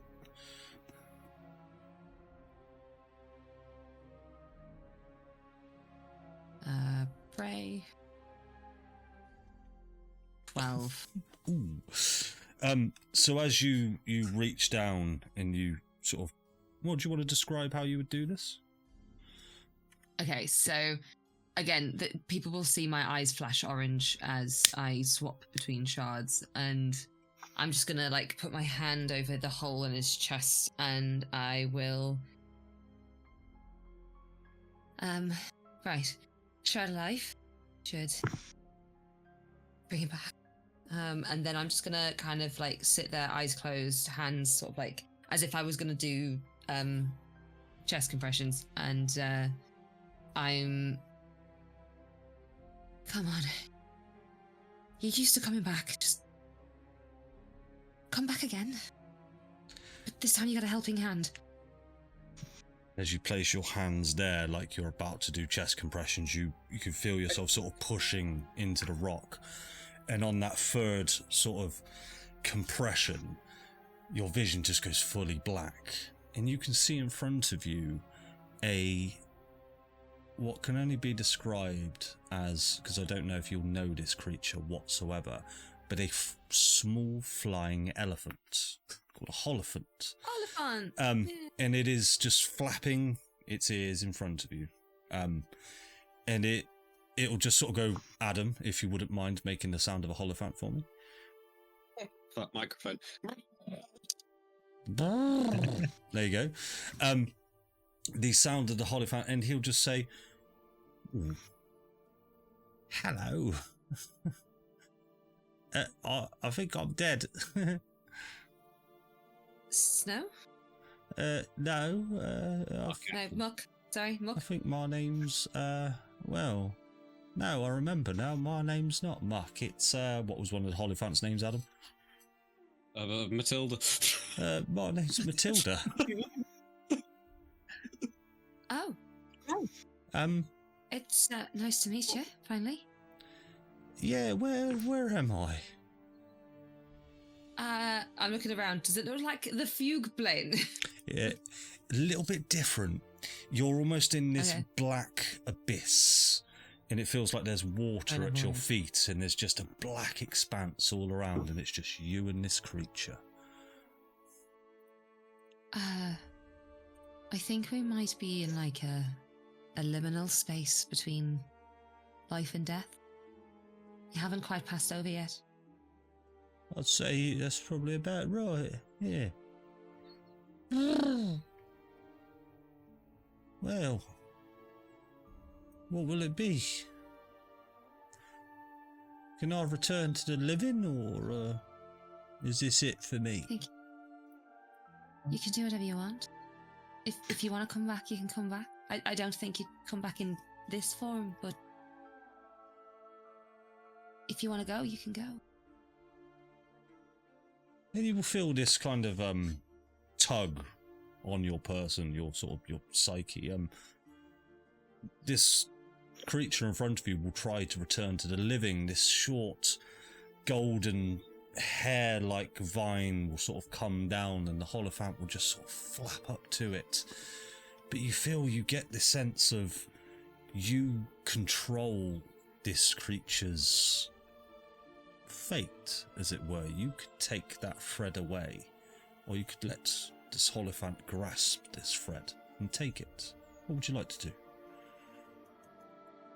I am very concerned that that's a power that I wield. And I'm going to put a pin in that. And I'm going to let the creature take the thread. And he does. He sort of takes this golden thread and he flies up and he climbs it and he just disappears. And you are left in this endless dark expanse, all by yourself, until a few moments go past and you will return and you will all see Muck just go and the area that is damaged on Muck now sort of repairs itself, and his arms just sort of reconnect itself. And Hugh, as you're putting him back together, you can sort of feel his limbs start to click into place, and he then just comes up and he just goes, "What a wild ride." Whew. Now take it out here. Where It works.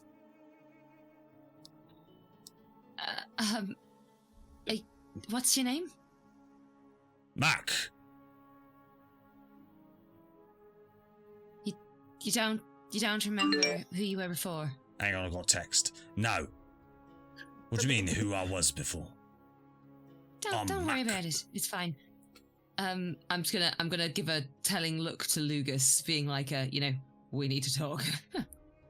Nothing takes me down. I'm Muck the Great. Nothing could kill me. Let's go. Telepathic noises. Tell me your information, child. Do you know a Hierophant called Matilda by any chance?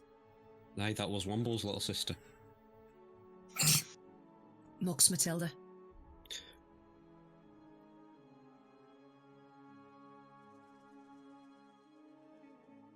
No, I can kind of see it. The Holyphants back around for me, they had their own little gang. They were quite geezerish. But I need to talk to you about something else, but perhaps we can just do that as we walk, rather than telepathically. Alright. I mean, I can try and talk, not telepathically, but I feel like it'll be quite Well, one-sided. okay, you don't have an option, but If you can. Cool. So as you guys sort of proceed on, you're free to end any conversation. Oh, and I'm gonna. Oh, wait, no, sorry. Can I? Before we leave the site, can I swap back to the Shard of Death? Certainly can. Yeah. Because I wanna try and eat things. Yes. So I'm going to let you describe how you would like to do that. Well, I don't see me as being a literal Hoover, but it's just but I kind of I feel when I focused on the Death Shard, I felt like I probably had a draw towards these things. So curiosity killed the cat, not the rabbit. So I'm gonna go and head towards one of them and kind of reach my hand out to where its essence, I feel its essence, and then I'm just kind of I don't know, almost instinctively kind of draw it in, or attempt to. And you will draw in 3 signets of power from Argon.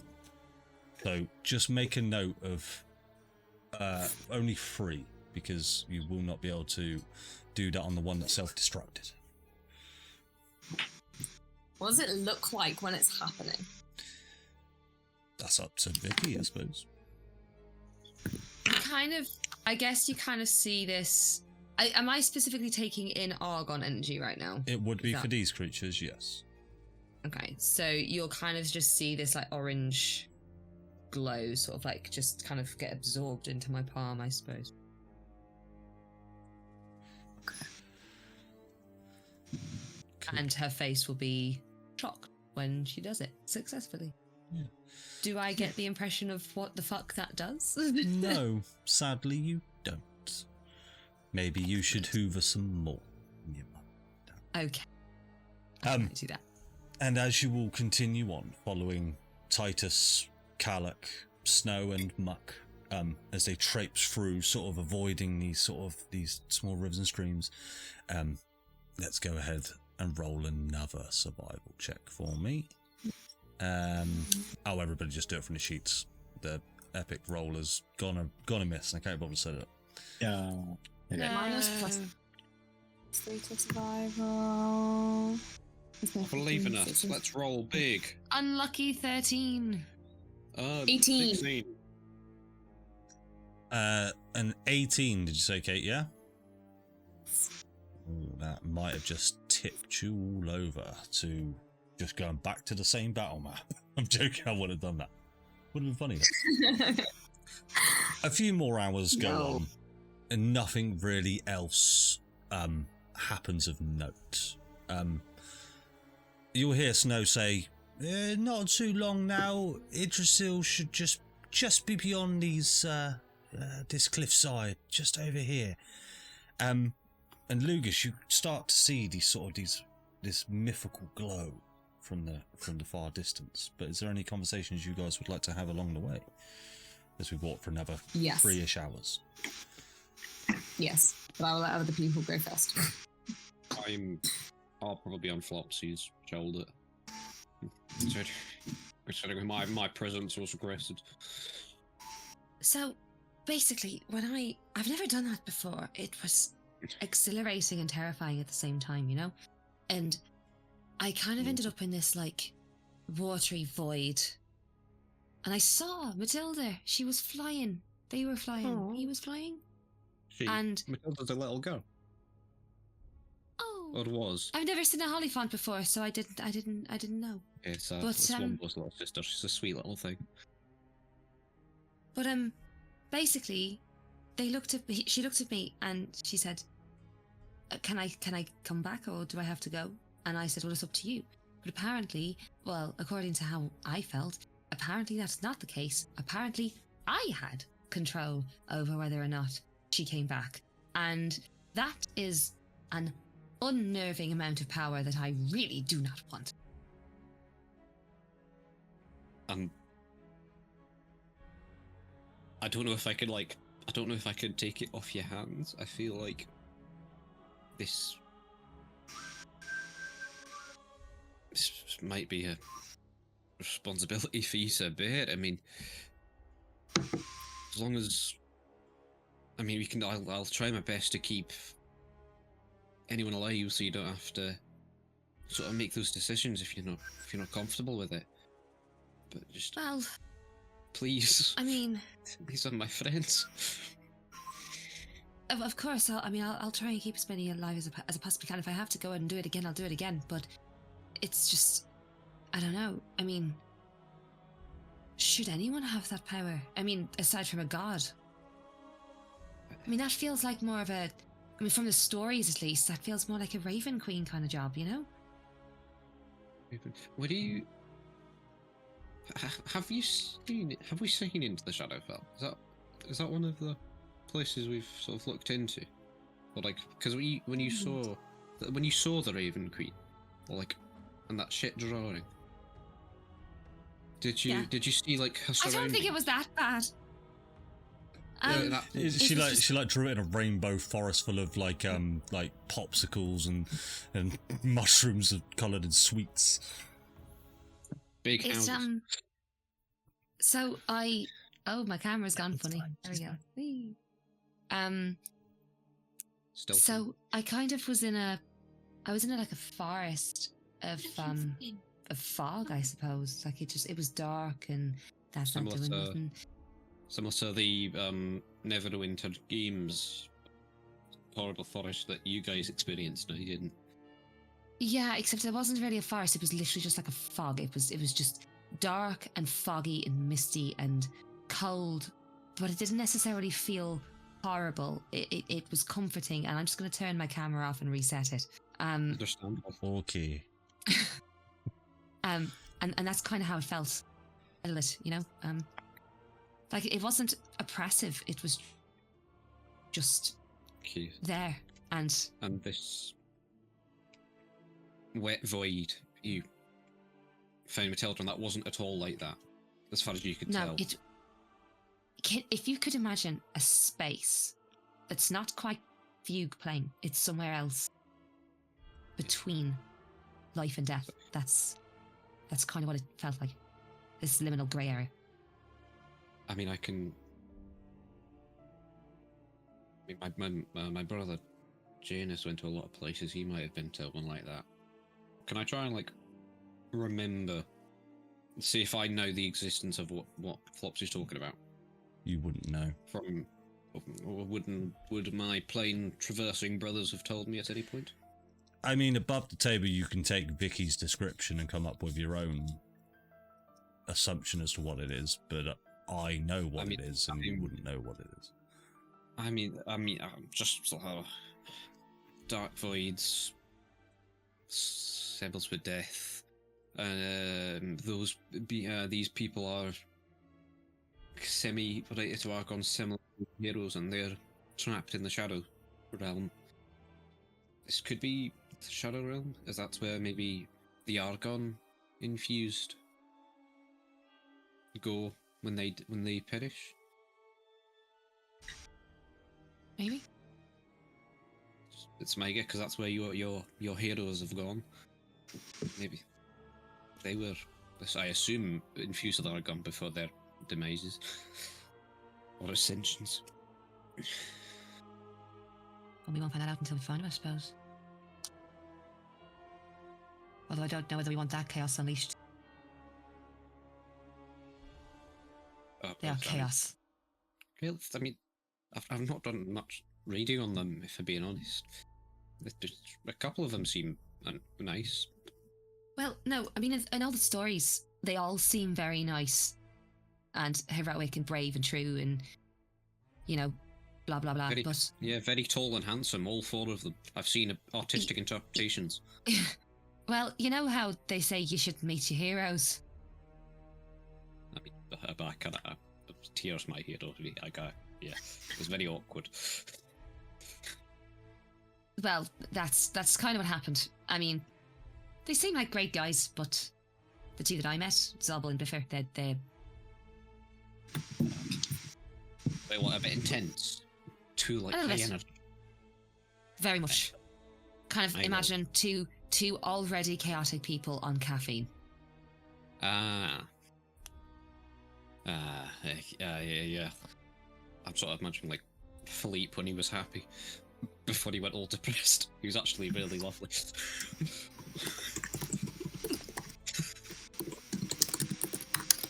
Gifted him some magic nitrous one day. You should have seen the look at his face. Yeah, I mean, well, I suppose we'll introduce them when we save them. Fingers crossed. Yeah, I'd like to think so. But, I mean, it might just be that I'm talking really fast rather than... am I just talking really fast for everybody? You are talking really fast. You are talking very fast. Really odd reason. You sound when you're you going fast motion. like times 1.5 or something, it sounds like that. I don't know why though. How is that happening? It sounds really weird. Yes, I'm like, how can I change you down to 1. I'm gonna leave and then I'm gonna come back. I would, okay? yeah. Come back. What are you doing? Okay, what are you well, Hugh, what are you up to at the moment? So I assume you want to talk to Vicky, kid.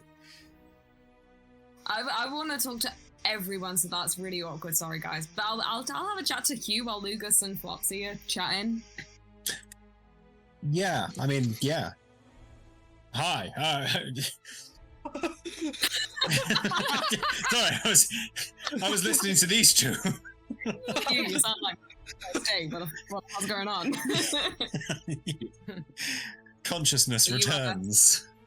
You feeling better now, buddy? I mean, that explosion was really painful. Yeah. A bit of shrapnel out of my cheek. What the hell was that thing anyway? I mean, I don't know. I think it was like a bomb. I don't know. It felt like a bomb. Anyway, you maybe we should avoid letting them crush their chests. And do you? I've got to say, I'm a bit concerned about Flopsy. What happens if her chest gets compressed? She's got a fair amount of argon in her. Yes, she does. Yeah. Yeah, I don't know. I'm gonna chat to her about that in a sec, I guess. Yeah. How are you? How are you doing anyway? You good?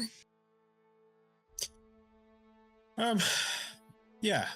It's been a really weird day. I don't normally see the metal people trying to hurt me, and last night really shook me up a bit. Yeah, I could tell with the bad dream. Do you think it was something in the food, or? I don't know. I feel like there's a few things that have been kind of head fucky, I guess, around here. But hey, we'll be home soon, so we're probably fine. And I mean, I'm hoping we'll be home soon. The tree, we know how the tree works, right? yeah, and then Lugus, like, he knows how it works, so he can We'll be fine, right? Yeah. We'll be fine. There'll be nothing bad will happen. He's signing to us back there, and he looks very confident. Yeah, inside check on Lugus. He overhears the conversation. Yeah, I can drive. Yeah, it's fine. It's got the gears. Cool. Speaking of Yggdrasil, as you guys go on a little bit more, you feel free to have your conversations, but as you proceed on, you will take sight of the famous tree Yggdrasil, not looking in its best shape, Lugus. Oh, it looks kind of demented. Microphone at his back. But you are very much away from this area. You have now just become aware of it.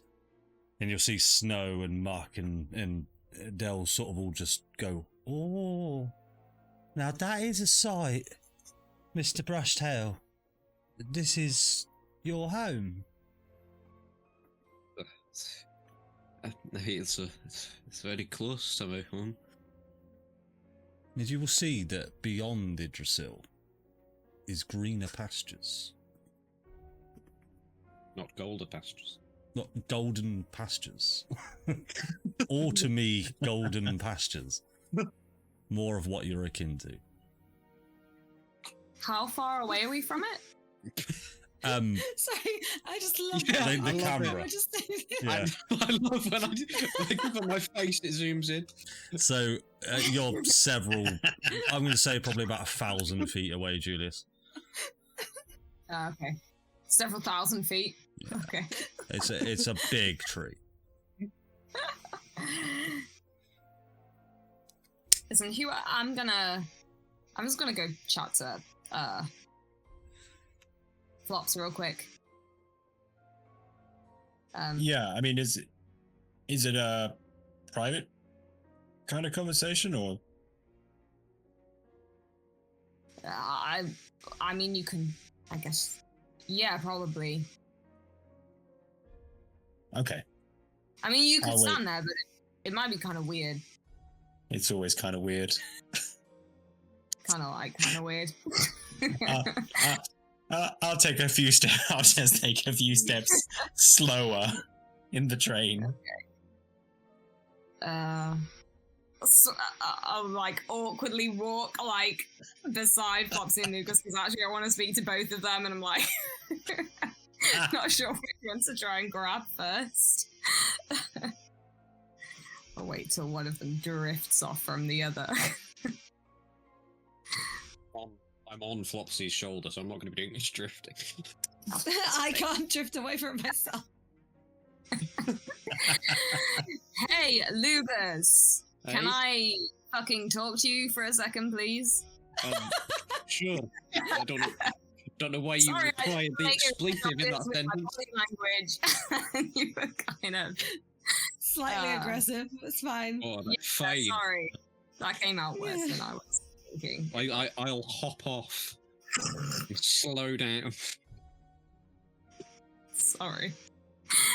I'll like Yeah. hang a little bit until I feel like Flopsy especially is out of earshot. I don't know.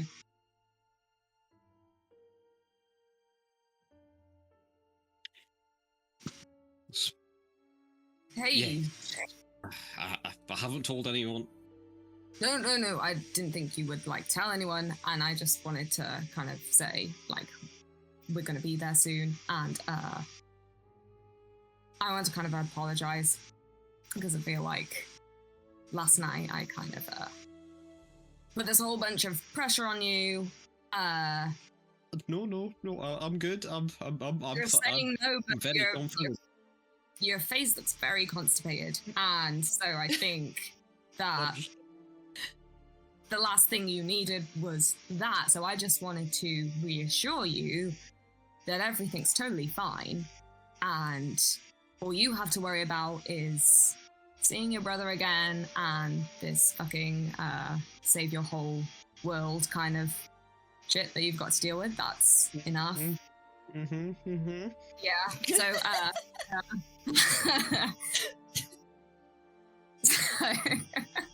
so I just wanted to say sorry about that, and all you have to worry about, just when we get to the tree, just get me to Baldur's Gate, and then everyone else somewhere else.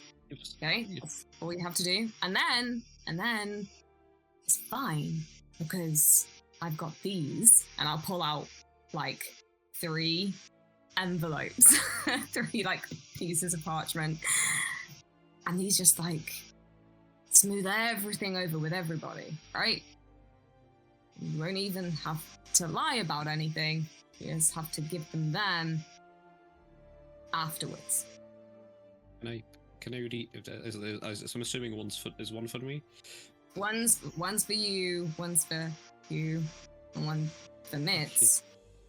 Read it after, though, okay? Can I just once again proclaim my disapproval of your separation?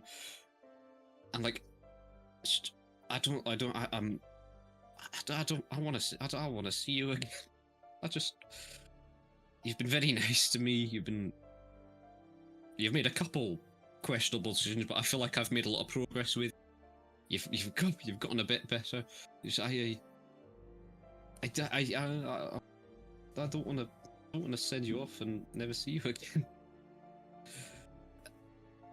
Well, this probably is gonna be fine.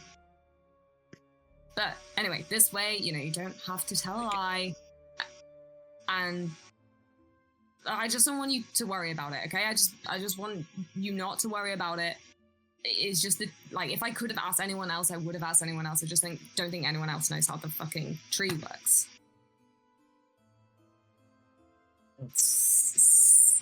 Sorry. I know how that tree works. He says, looking up and down the tree and seeing its current state. So we're good, right? We'll... It's doing it again. Fuck. I kicked my face saying, my camera's done. That made me laugh too much. I choked on a tea.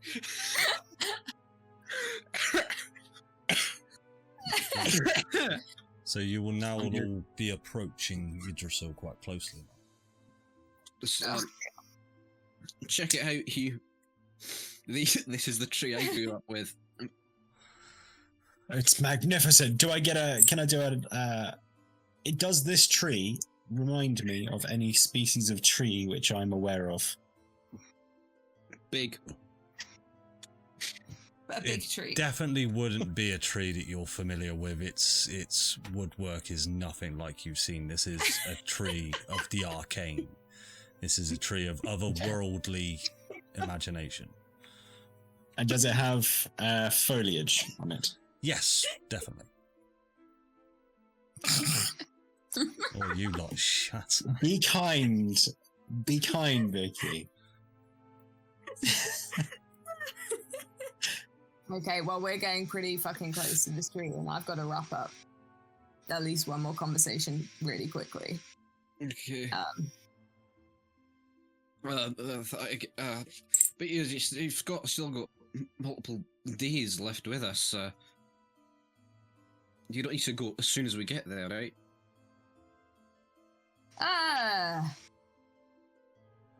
The limit was like a hard limit, right? Of like, if you're not here by this exact day,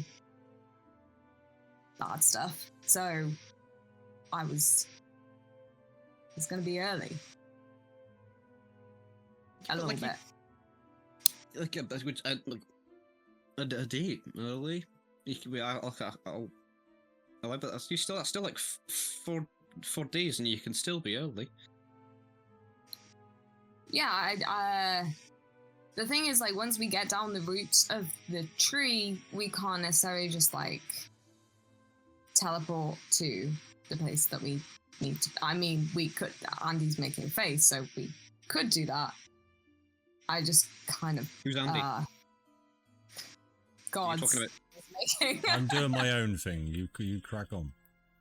I did know an Andy, but probably think. I just didn't want to be too close to the deadline in case something bad happened on the deadline, which I then couldn't stop. Every mention you do have of something bad happening, or the potential of badness happening, really isn't. Look at this face. Making me Lucas, feel look at this safer. face. I'm looking at that face. Look at this face. Okay, I'm it's I'm fine. looking at that face. Fine. It's a very nice face, but just. It's fine. Look, you don't have to worry. Just send me to Baldur's Gate. Send the others down to fucking, I don't know, bloody Faerûn, that cool place that we've all been to. And don't worry. And then afterwards, when Flopsy's really mad at you, you're gonna be like, here you go, here's the letter for Julius wrote to you. And she'll be totally cool with the whole thing. Okay? I feel like I'm still gonna get my tiny ass handed to me of why did you do it when you let her know anyway? I don't like.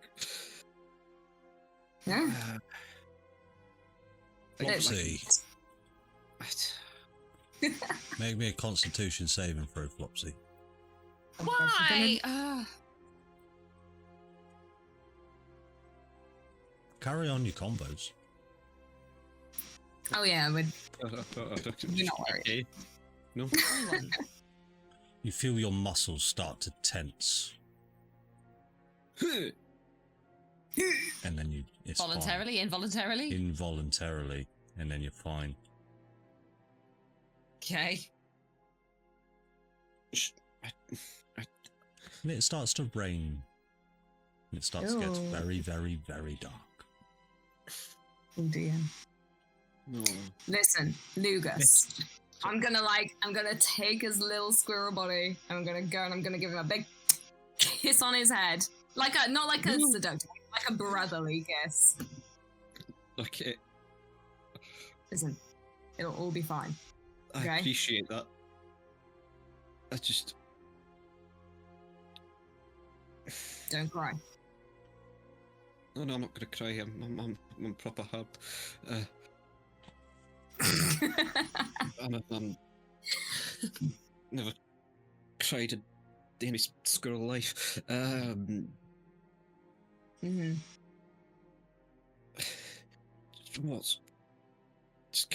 What's gonna happen? What are you? What's when you get there? I'd like to hear your. I don't know. I guess plan. Like how do I know you're going to remain safe? 'Cause I mean I'd love I'm fine with your word of mouth and just your promises, but I've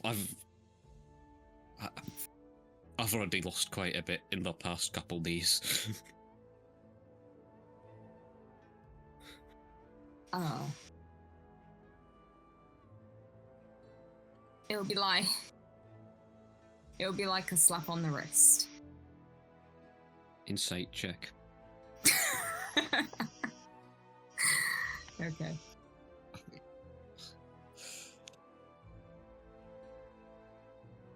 Cool.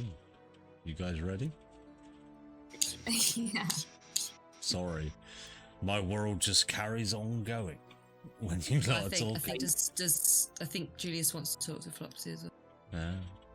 Yeah, I do. I'm sorry. I have so many conversations before you get to Yggdrasil. Ignore the T-zoom. I'm not even gonna look. Where did you I'm go? just gonna end up. Oh, you beat me by one. I love it. Oh, Right, I've He's spat lying. so much tea on my shirt from just looking at my own self. Ah, oh, what is your bloody fucking wisdom? I did a. I got one higher than you, nerd. Okay. Yeah, I'm lying. Hey, Julius, please not now. I know you like to sort of push that nothing's wrong and everything will be sort of hunky-dory in the end, but this is serious. If your life or the lives of those you love are in any sort of danger, we can help you. Take us with you.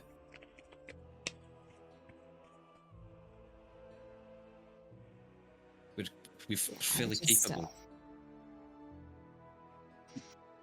I knew that. I just think the only thing worse than is if you guys got hurt as well, you know. So probably best you stay away. And Baldur's Gate is the last place that Mitz needs to be. Right.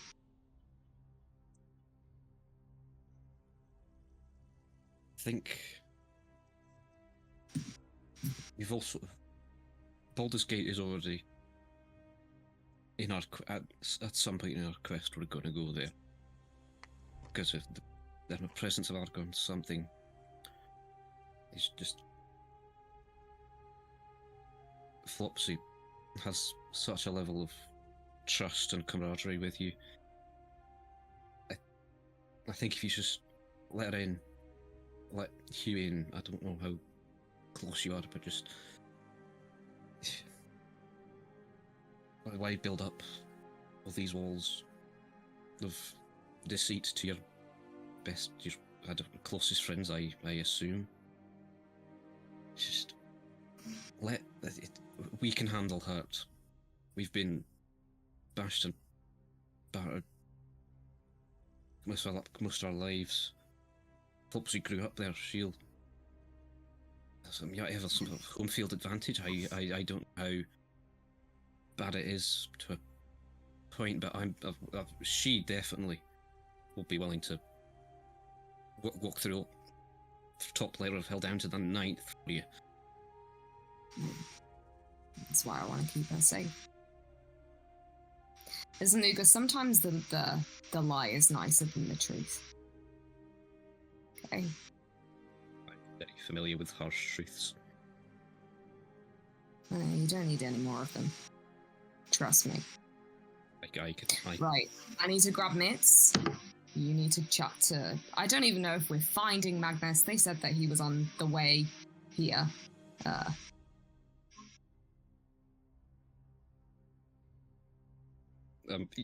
There's a disapproving head shake as you walk away.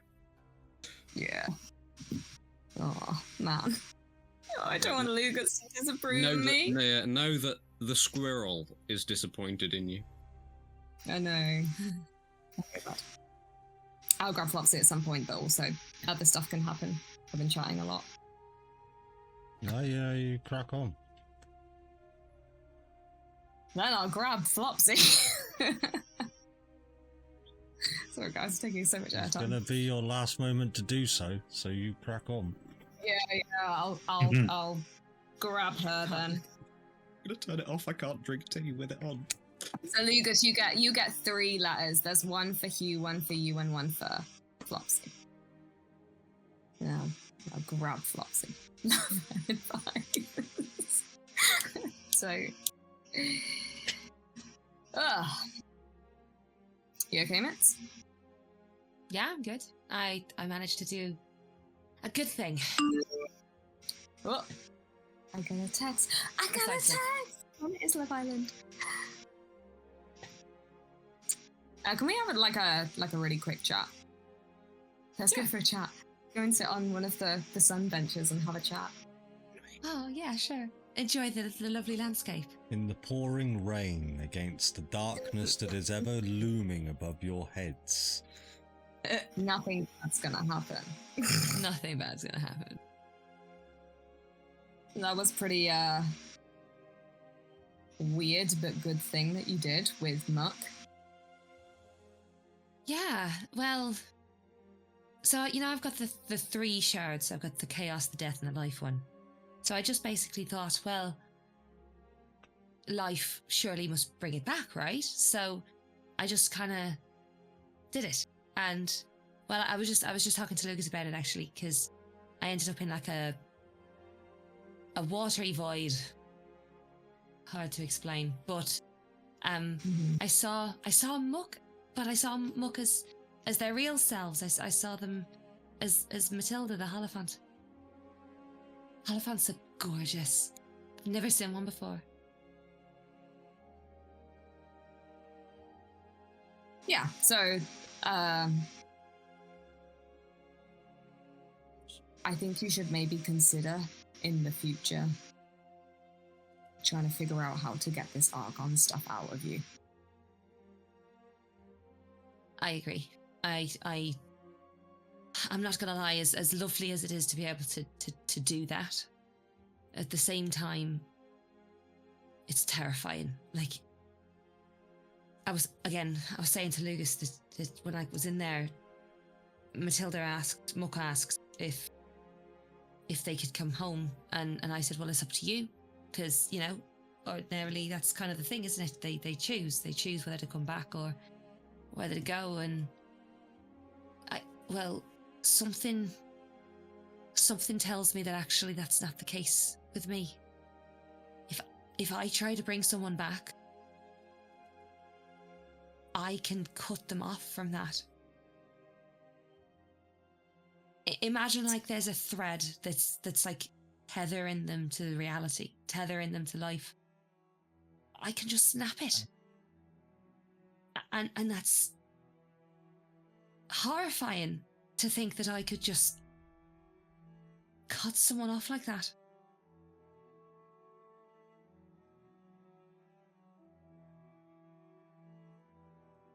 Well, I trust you with me. Oh yeah, I'd cut you off in a heartbeat.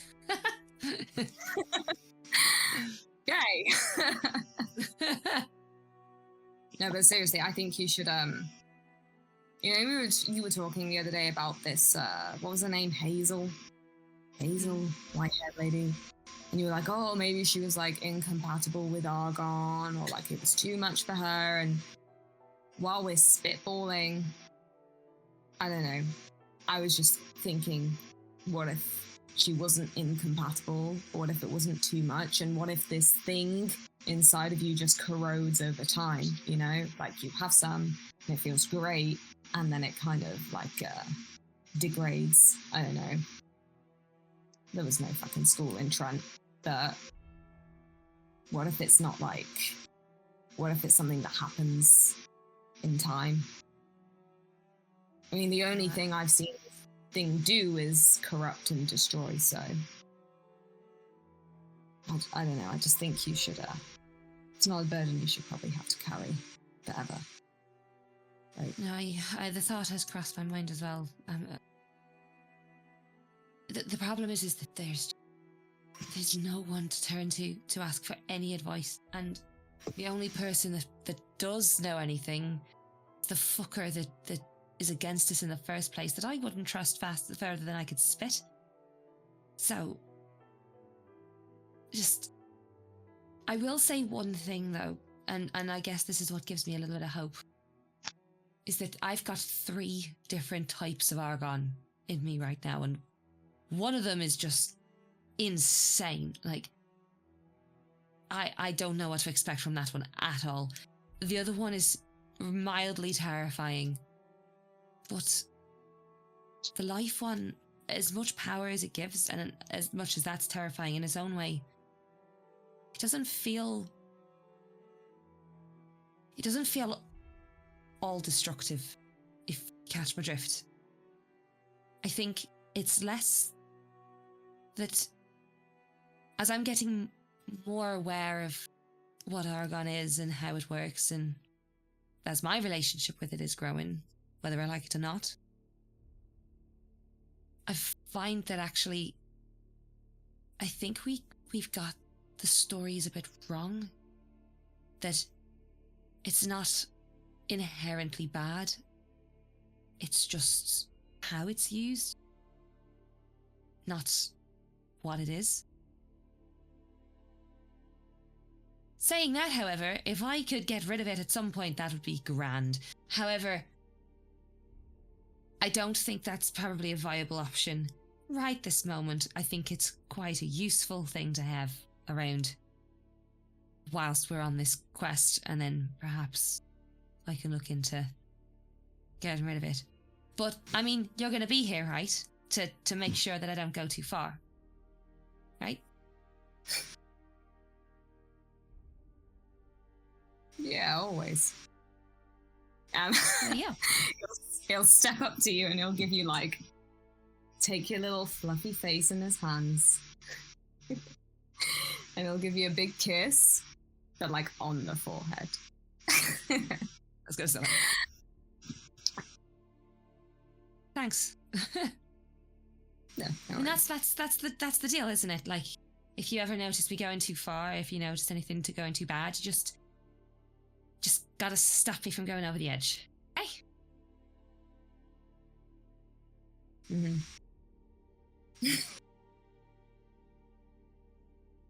Yeah. And, you know, you may not have Argon infused in you, but I'll do the same for you regardless. If I see you doing too many stupid things, I'll bring you back. Deal's a deal. Perfect. Although I never do anything stupid. Ever. We'll all start to hear the noise of mechanical creatures. Oh God, not again. Here we go. How close are we to this tree? And also, what happened to Magnus?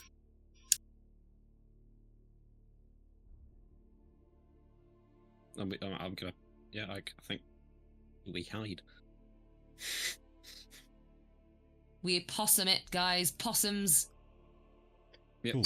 Yes. Everybody roll a stealth check. Sorry, this Oh isn't my me God. cutting you guys off. This I will explain after the session Perfect time. just what is going on. Dirty 20. Stealth. Damn. One of those? Holy shit. Fucking stealthy, man. Okay, yeah, you guys. Yeah, so at this point that you're at now, where you've sort of just split off, there is vegetation in the area now as you've been closing up to Yggdrasil, and you can almost find this rocky sort of outcropping, that you can sort of hide behind. I'm going to say it's sort of this cropping here. The problem is, and what you will see, this isn't the right music for this. It's too chipper. It is a little bit too chipper. Let's do that one. I don't know what that is. You will start to see, where is it? Behind you, where you have walked through this image doesn't quite fit in, but you will see behind you an army of droids of several hundred feet away from you start to come towards you. Yggdrasil is currently behind you. I'm not sure hiding's gonna do much good if that lot comes this way. Do we just Hey. take it? How far away? A few, well, I'm going to say about 1,000 feet. Holy shit. Yeah, that's I don't- an enemy and a half. I think we just gotta run. You can't take on that many. Hey, that's. But they all Okay. just they all start to come up and you hear their sort of mechanical noises and they all just stop about 1,000 feet away from you. In this pouring down rain, in this now dark expanse, as they all just watch on at you and the tree behind you all.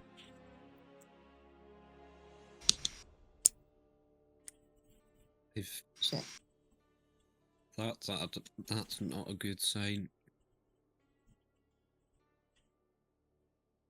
Can I remember what the barman said? What did he say? Remember the way out? Remember the way out? Was that it? Pretty much. Yeah. And then I heard the word remember from in my head as well, didn't I? Hugh.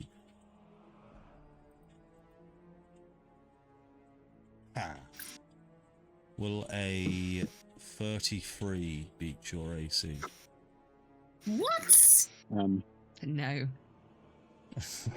Yes, it will. Yeah. It just hits, doesn't it? You will take 21 points of cold damage and you are paralyzed. 21. Julius, No. does a 24 hit you? I mean, obviously. You will take 20 points of cold damage and are paralyzed. I'm Can I ask, unconscious. is this a magical? This is magic. Definitely. magic. Okay. I am currently wearing the ring of free action, so although I will feign paralyzation, I'm not actually paralyzed. Okay, cool. And you are unconscious, Julius. Is that right? Yeah. Lugus. I am. Does a 25 hit you? 27 hit you? Let me look at my AC of 14. You'll take 16 points of cold damage and are paralyzed. Oh my God. As behind this outcropping where you currently are, you were all being stalked by this creature that you see in front of you, and you now all see her, the white-haired figure, Motherfucker. as she just stands there floating about 20 feet above the ground between you and Yggdrasil. Hugh, you're acting paralyzed at the moment, but you're not, is that right? Yes. Yes, absolutely. Okay. Julius is currently unconscious. We will go into loose initiative. What would you all like to do? No. The Argon droids are currently not moving. Hazel is... Somebody is floating in midair. Well, I'm the only one. Well, Hugh can move, I guess, but I'm going to run immediately over to Julius. Oh, no. I'm gonna I don't know, I'm gonna try and shake him, I'm gonna try and slap him awake, I'm just gonna try anything that I can to bring him back. Is there any way that I can stabilize him? Are you proficient with medicine? You do have a healing potion. Am I proficient? I don't think I am. That would make no sense for my character to be proficient in medicine. No. Okay, you can roll a medicine check. The DC will be higher. I'm homebrewing that because technically you can't stabilize. Fuck it then. I'm gonna use that healing potion that I had from last time, wherever it was. What was it? There was a.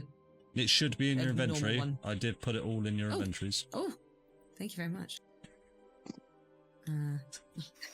Yeah, I'll just use a generic potion of healing on Julius. That's what? 2d4 plus 2. Normal one. Yeah. Thank you so much. And then I'm going to stare up at the white-haired lady, glaringly. And she will stare back in your direction. What was the healing on your potion of healing? Kate, do you want to roll it? Do I roll it? No, I think you roll it. I think. Yeah. Oh, do I? No. Yeah, you roll it. 2d4 plus 2, right? 2d4 plus 2. Mm-hmm. Roll one more. And that's there we go. That's only 7 points of Yeah. healing. As Seven? Julius, Nine- you nine now feeling, isn't it? you now sort of you're sort of unconscious, but you do feel the life come within you. Now you're currently not paralyzed because technically you were put unconscious and then brought back Okay. up, which ends the paralyzed. Well, going unconscious ends the paralyzed condition. right. Okay, cool. But I Lugus, was like- you are currently paralyzed. And what we will do is very quickly we will go into sort of a we will go into initiative, but we will do it here about a battle map. So if everyone would like to roll initiative for me. As a reminder now, you are about 300 feet away from Yggdrasil, and you are all if sort of forget movement speed. If you would like to try and attack this creature that is 20 feet above the ground, you may do so, forgetting about your movement. Okay. I'm not on the map. Yeah, I was about Oh, to say, yeah, I think Flopsy. What are you doing? Okay. There you go. What are you specifically doing? Oh, wow, we're rolling like shit, guys. I'm rolling meh.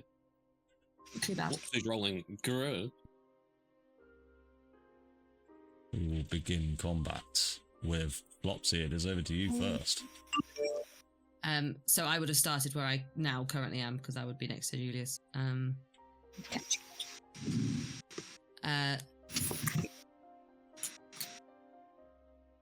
What do you want? This white-haired figure will just float there, but not respond.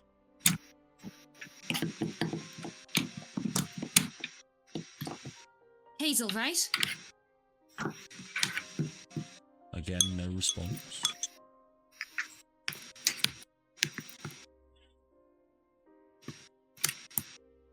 Maybe not Hazel anymore. Fair.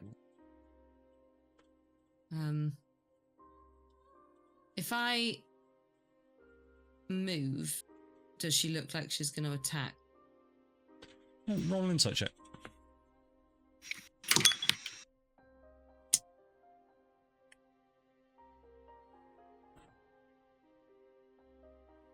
$19. 19. You get the sense that she's not being aggressive, but she's not being passive either. She is just very much neutral, just floating there, watching you fall.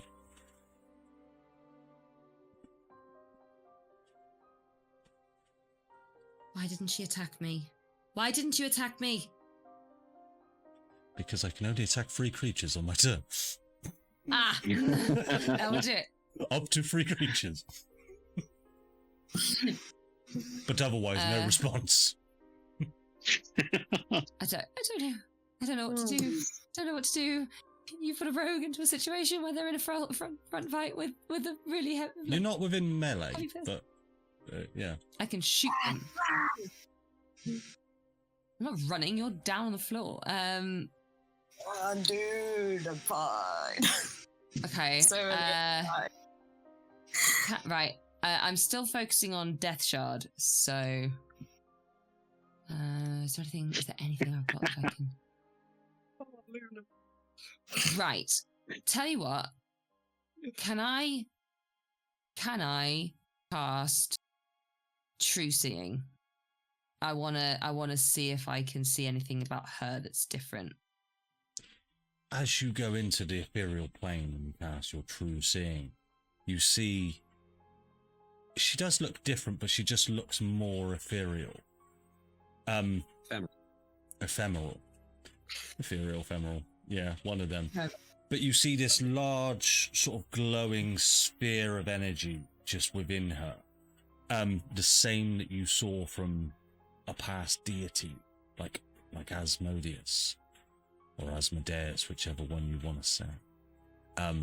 The same sphere that you would have seen on Ephraim Stoll. The same kind of swirling grey, black and white energy. But as you look out into the golden canopies, you can see what it once was. You can see the beautiful autumn trees, the flowing waters, what the golden canopies look like in Adam's one shot. Beautiful place. And you can see there's Ratatos climbing up Yggdrasil. You can see there's small houses perched on the branches.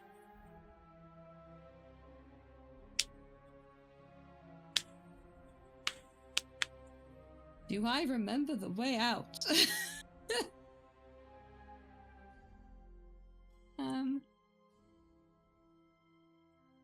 What do I need to remember? No response. And I'll take that as your turn, Flopsy, if that's all right. That's absolutely fine. I'm gonna still have my hand on Julius. Hugh. Hmm. I just want to make sure. You feel this presence within your mind, like someone is trying to delve into your thoughts. I need you to... Come along, I should know this spell. Hey, I can't see it on them. Make a wisdom saving throw. I'm pretty sure this is wisdom. 14. You feel these sort of almost dark tendrils. You can't see them, but they're sort of piercing into your brain and going deep into your thoughts. And you can now hear this conversation. Just this deep voice of, you. Why did you leave? And then another voice, a softer, calmer voice of, I didn't leave. I was only gone for a portion of time. You do not know what is coming. The other voice sort of says back, doesn't matter what is coming. All that matters is how we proceed. And you will take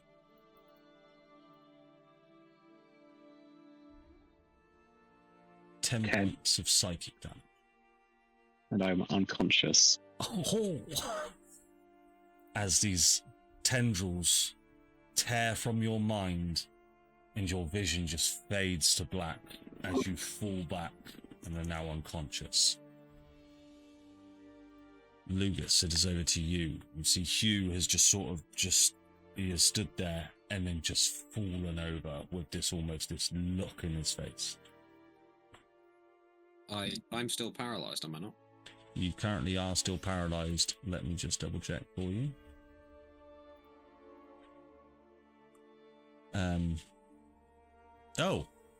Lucky you. You are no longer paralysed. It was until the start of Hazel's turn. Neat. I will. I will.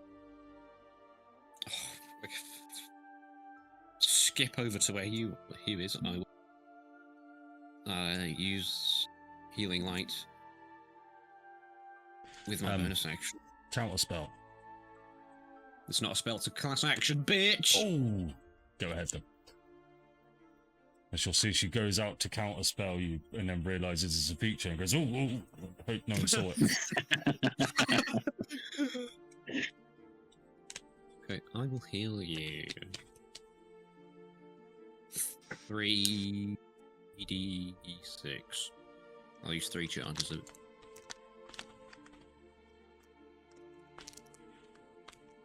Can I roll? Ooh, am I healing? Yep. Back to where I was. It's at this point that you will all see you will all notice the Kraggles behind you all just get ready to fight. Is there anything that you would like them to do at this point?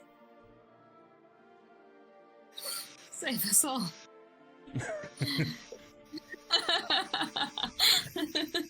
Would you like to tell them to go in? Stay put? How would you like them to proceed? The question is, if they try to fight her.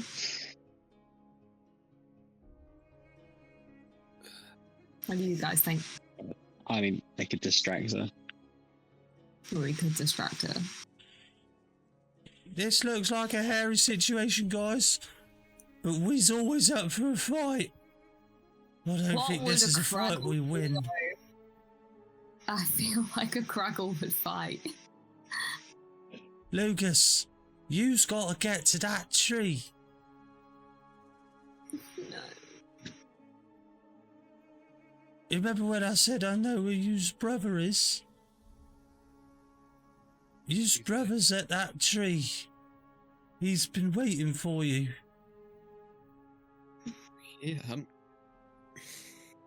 I'm sorry that we've almost deceived you here, Mr. Lugus, but we knew this was going to happen, and we was just told it had to happen this way, and that you had to get out of here, and that we needed to help yous. why risk yourselves? What is my presence?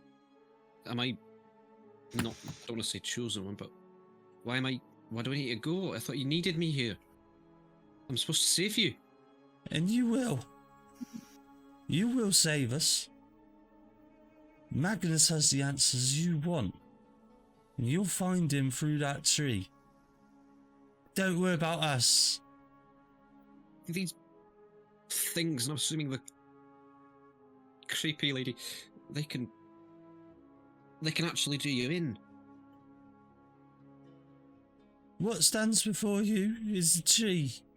This is Yggdrasil. You can travel through this tree back to wherever you wants to go. We can't. We're Kraggles. We live here and we die here. And this is where we are given life. If we leave, we die. You, however, can leave. But also, this army behind us, all of these droids, this white-haired figure in front of you, they plan to attack Faerûn. This is an army built to destroy your world and every other plane of existence.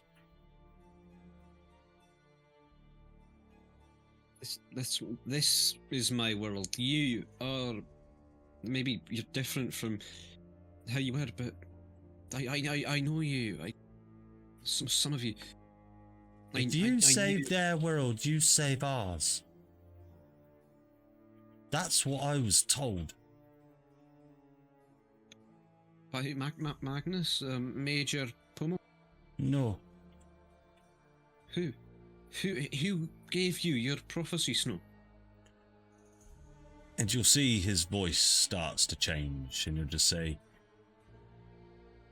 "It was told to me by Tyr, Lugus."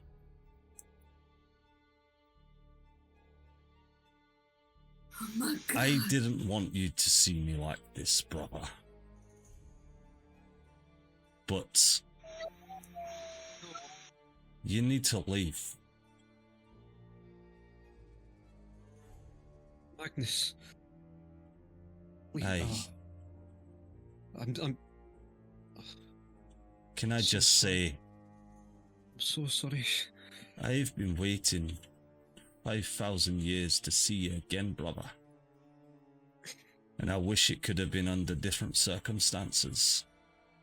But there is powers at work that are beyond you and me. And remember that oath that we took to Tyr, that we would protect this realm. Well, we need to protect every realm. Me, you, our brothers and our sisters. I've done my part. Now you must do yours.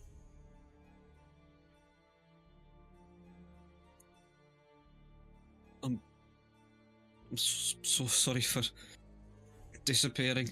I'll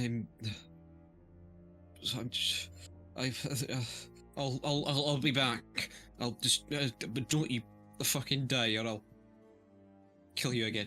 I know you'll Please. be back. Us Kraggles we got fighting us. Don't you worry. Give her a good walloping for me.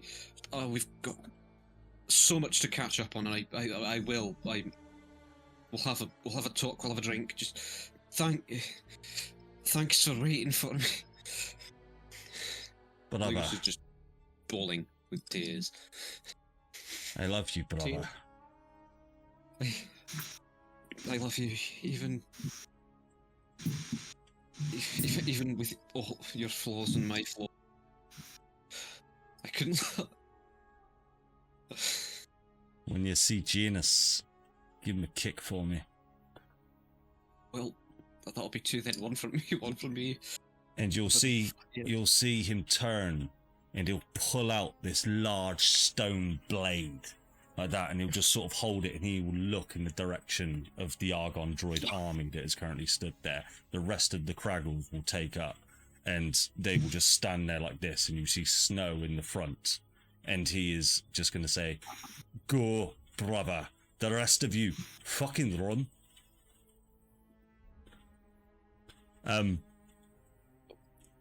Like it. Julius, it's over to you. No, I don't like it. Okay. Oh, shit. Oh, no. Okay. Oh, man. So, I'm sorry, where am I in the initiative? So, we're running? We're running towards the tree? It's about 300 feet away. Oh, my God. Oh, can I get up and, can I, hold on to Flopsy's hand and, drag her some along with me? You certainly can. You won't make it very far, but if you dash, you've got to get In my up. head, I want us to be running together, but I know that we've got initiative, which is, This is loose weird. initiative, loose movement. You want to get, just you tell me how this is cinematic, all right?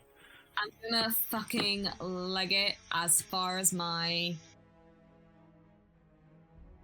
run, and then my movement and action dash will take me. So that's 80. You are running towards the tree Okay, with Flopsy in hand.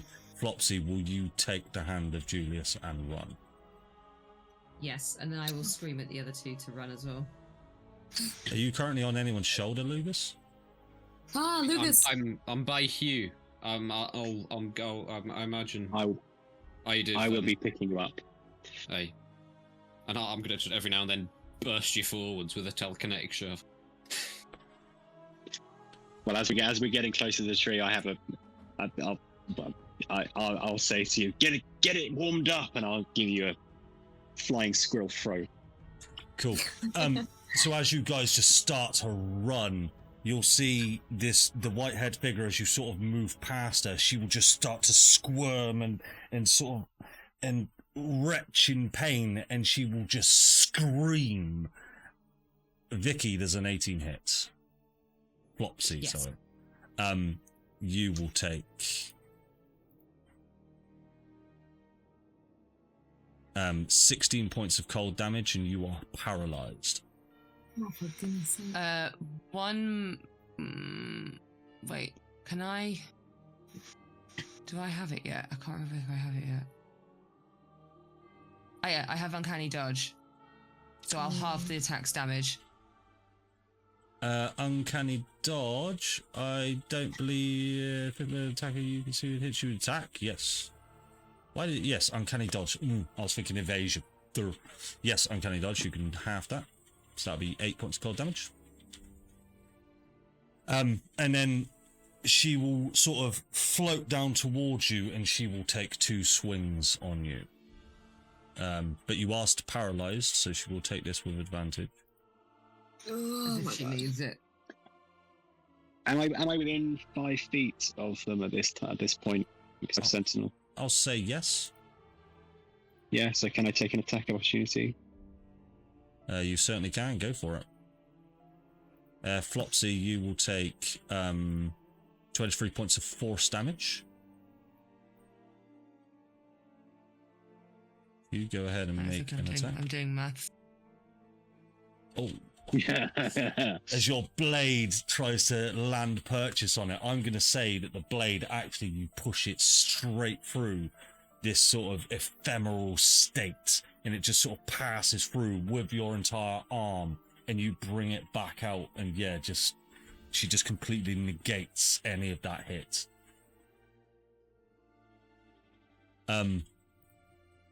She will then go ahead and float up once again, but this time she will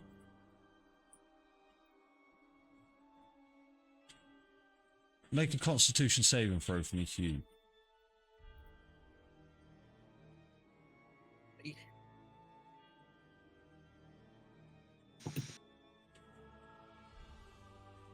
"13.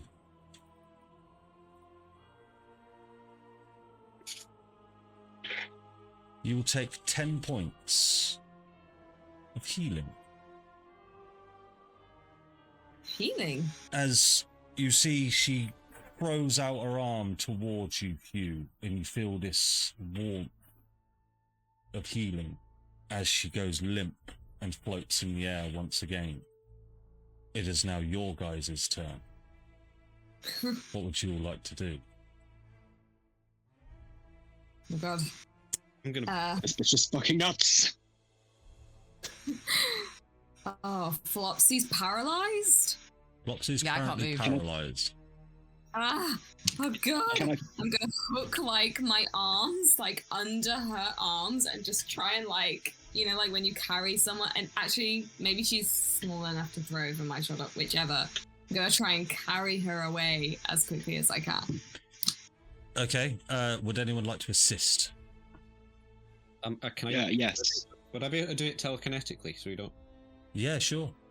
Yeah, support her with my mind? that's it. So I'm not going to make any of you roll. So between three of you, you could carry Flopsy's seized body with you, as long as you're happy with. Well, I suppose you don't really have a choice, Flopsy. To be fair, you're almost just planking. I can do nothing. Cool. And you guys will continue to run, yeah, but you will run at a slower pace as you're carrying Flopsy. Yeah, I'm going to say you've got. Are we all required?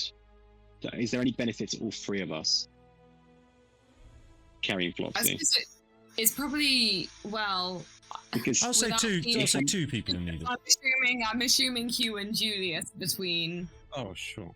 All right. them could take it. Well, just because she's so little. I said telekinetically. Telekinetically, he is rather strong. I've got a buff brain. Well, fine. Then Lugus and Julius kinetically. yeah, you two, and then Hugh will just turn around and kind of watch the rear as we're approaching. He's reversed. Yeah, I'm just walking backwards, holding my sword. But you will keep running. As you turn backwards, you will see Snow or Magnus start to charge towards the army as well as the other Kraggles. But they are several hundred feet away, and they just run off into the distance towards this army. What? Julius, No. wisdom saving throw for me, please. Oh, it's not going to go well. Oh, I believe God. in you. You can I should do have it. taken that. So, Flopsy, you feel your body just unseize itself, and you are now back onto your feet. Okay, so you are no longer paralyzed. Yes, classic Julius 7. roll. It's a 7. Julius, as you're running, you can start to hear voices in your head as you feel that somebody is just prying in your mind.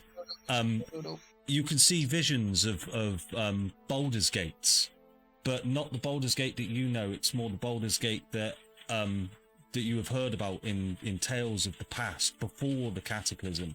You're in the lower city. You are within a tavern just drinking ale. You're not feeling the best. You're feeling rather drunk. And you can see that somebody slams a pouch of gold coin in front of you. And then the vision fades. Lugus, roll a wisdom save. Okay.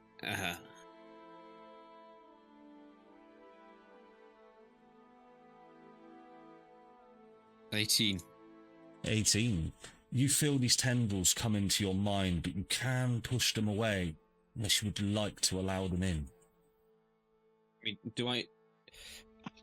I mean, can I like? I don't know how I'm sort of insighting. Can I? I would be familiar with like psychic attacks. Would I feel like There's somebody trying to pierce images into your mind? Images. I mean, I am a very curious individual. I mean, I'll let it through. Okay, you see images of Tyr within the golden canopies, addressing the people.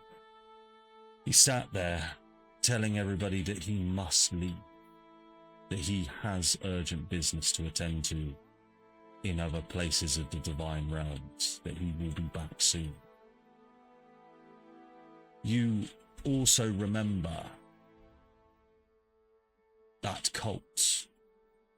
People, very specific people of that cult, all having separate conversations.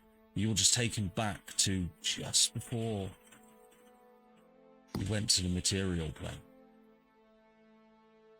Memories of that. It is now your guys' turn. Go. Run. Keep running. Keep running? I guess. I might. Can I shoot her? You can shoot her. Fucking hell yeah, you can shoot her. Fuck off! You creepy bastard!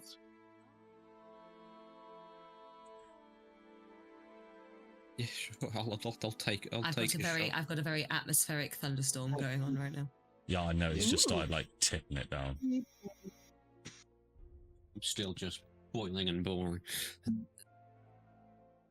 Yeah, I'll shoot Lady.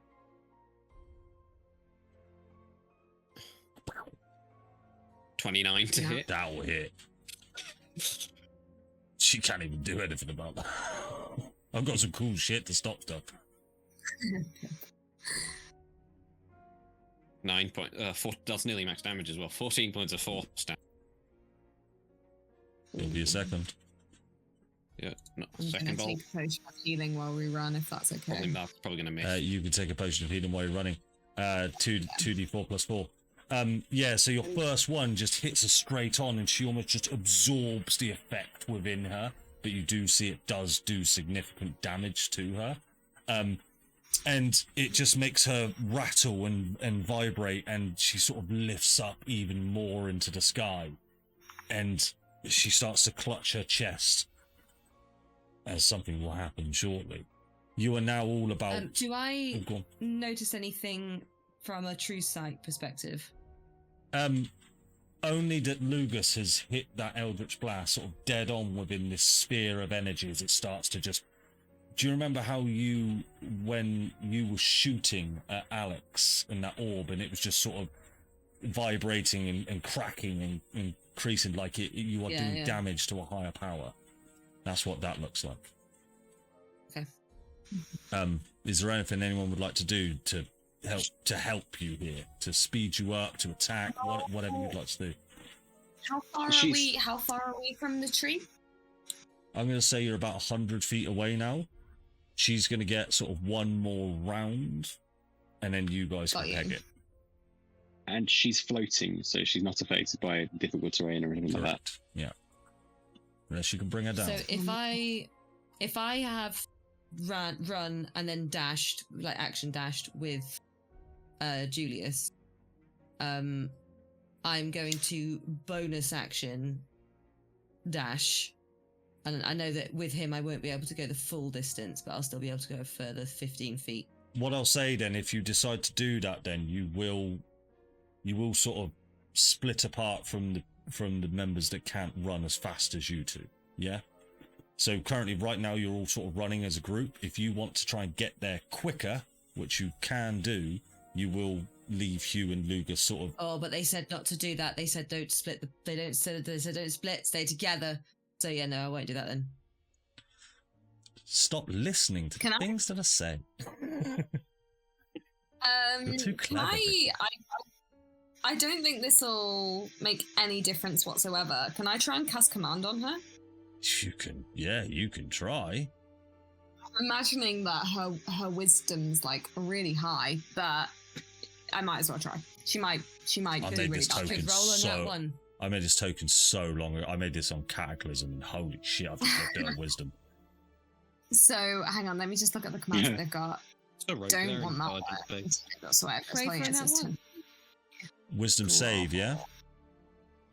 Stone doesn't move and takes no action or bonus action. Okay, right. So so she has to roll a wisdom save. Let me just burn the spell slot.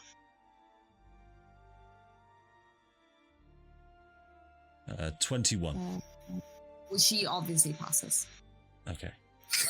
Julius says, "Fucking stop it, please," because he always says "please" now, but nothing happens. Yeah, instead of a response, these glowing orange eyes will just burn towards you and almost just burn into your soul. And she will begin to float towards you all with her larger fly speed than you guys have movement speed. Can I chug my healing potion? Is that a... Yeah. You could just do that, No. yeah. Superior, so that'll be 4d4 plus 4. Okay. I'm just going to... Oh, sorry, have I rolled it in there? Oh, no, wait, sorry. Superior is 8d4 plus 8. Oh, Yeah, there we go. which you've done. Bunch of Down, healing. 26. So 45. 45. Good. And is that a bonus action? I always forget what we're doing. We're just sort of cinematic at this point. You tell me. Yeah. You tell me what you want to do. Well, I'd like to fling a javelin towards her chest as well. Yeah, go for it.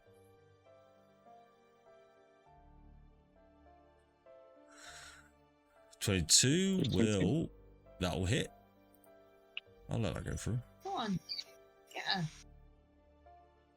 Right in the chest. Ooh. Oh no!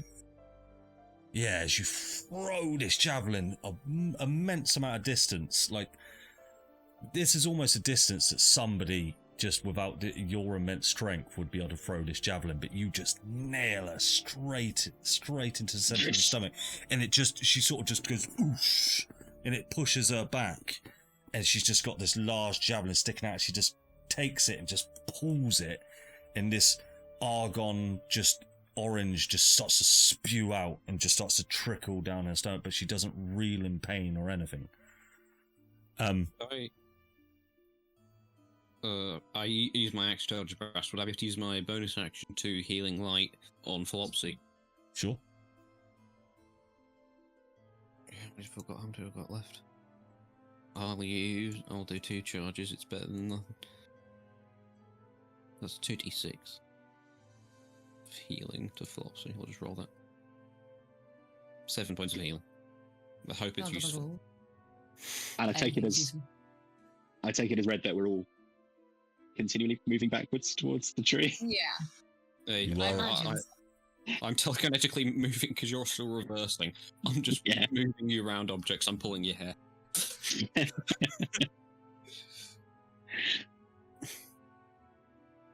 And now, with the player's turn ended, it is now my turn.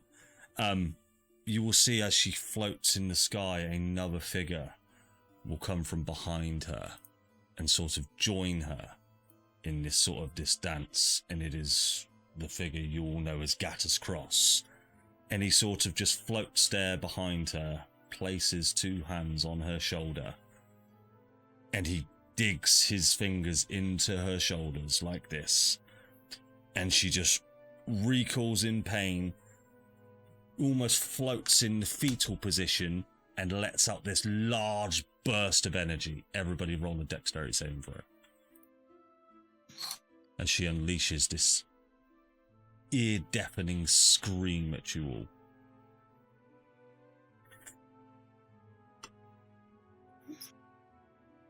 Oh Yes. no!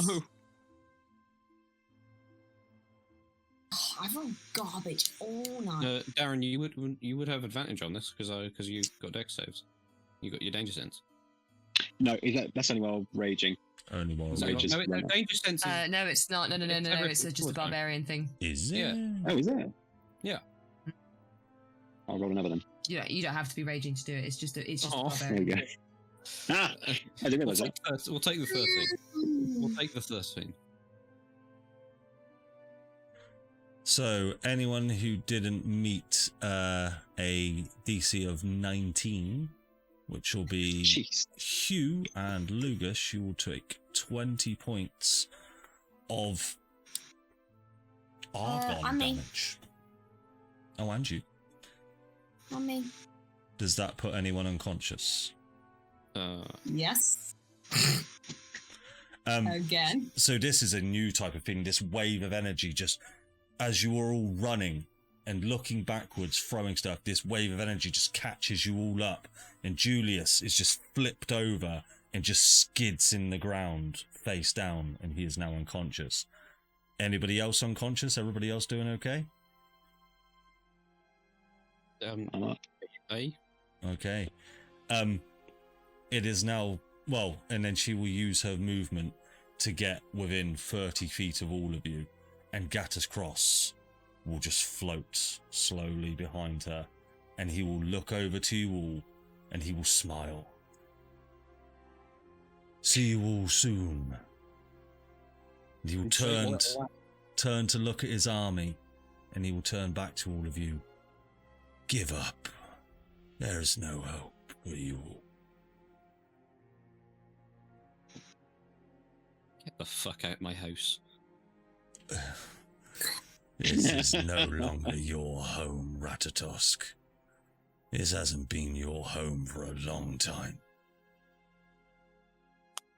I'm back now, so don't expect us. Don't be too comfortable. I'm coming for your world, which I've already done. I'm coming for their world. I'm coming for everything.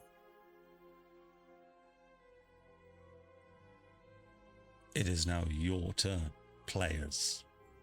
I'll use my final 2 healing light on Julius. Yeah, thank you.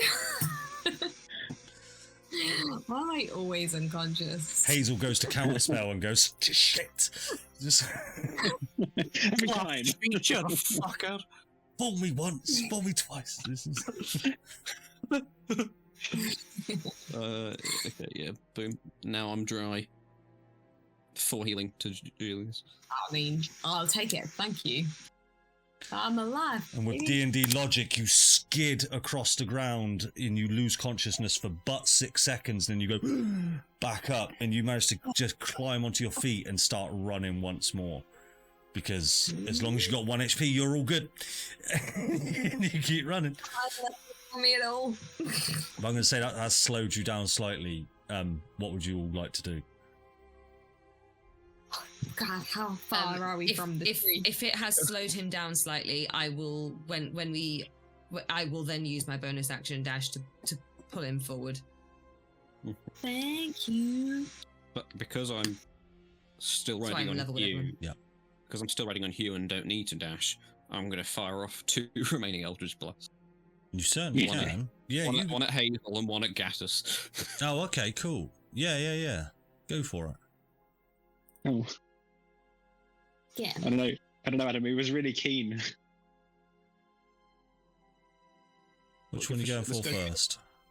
I'll do Hazel first because I've already got a targeted. Bing. Probably missed. She will 19. cast shield. So that will miss. Okay. Now I will. She's too high level for us, guys. Run. She's At least level 18. No, she Lugus. actually isn't. Gattus Cross will use his reaction to catch your missed Eldritch Blast. Could you please roll damage for me as he throws it back in your direction? Oh my god. You will do 10 points of force damage to yourself, Lugus, as he catches the Eldritch Blast, wicks it around, and just throws it back. You still good? Hey, I've got I'm good. Oh, Cool. Son of a bitch. Hugh, you haven't acted at all yet. Would you like to? No. Dash. Okay. I'm sort of taking the running as implied at this point, but Yeah. if anyone would like to take an action during the player's turn. After my I just Fucking running. other That's healing all I'm doing. It's alright, I've got to take my other healing potion because I'm a little bitch apparently.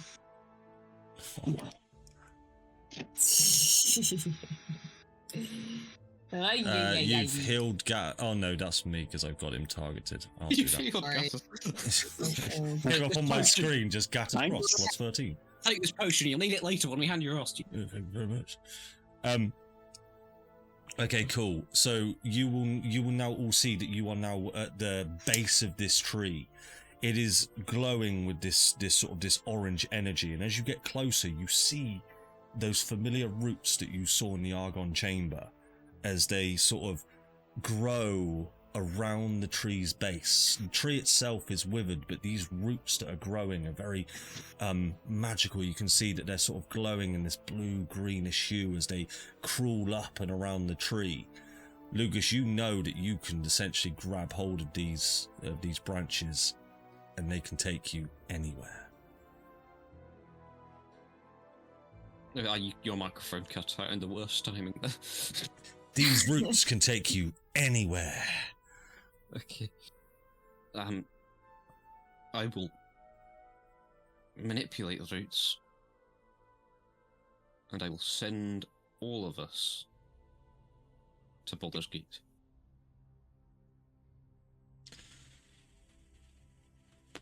So, in order for that maneuver to work, you will all need to, through the power of friendship, take each other's hands.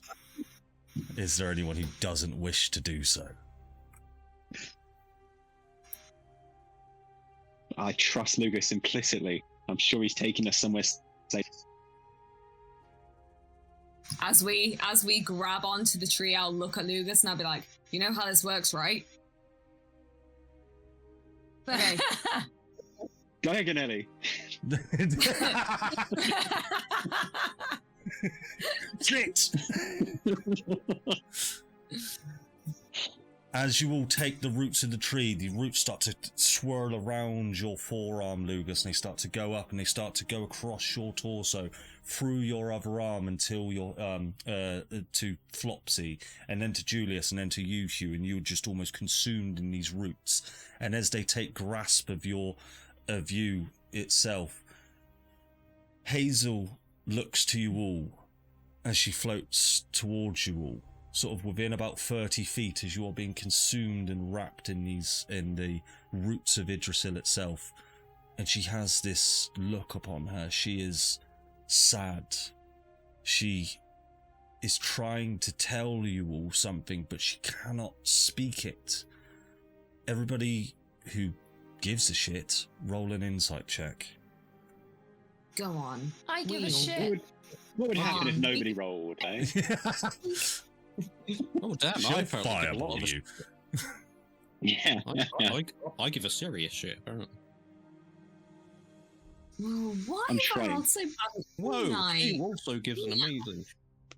Rolled such a 20 then. Apparently. No, apparently not. Mm. That's still rolling out. Lugus with a 22.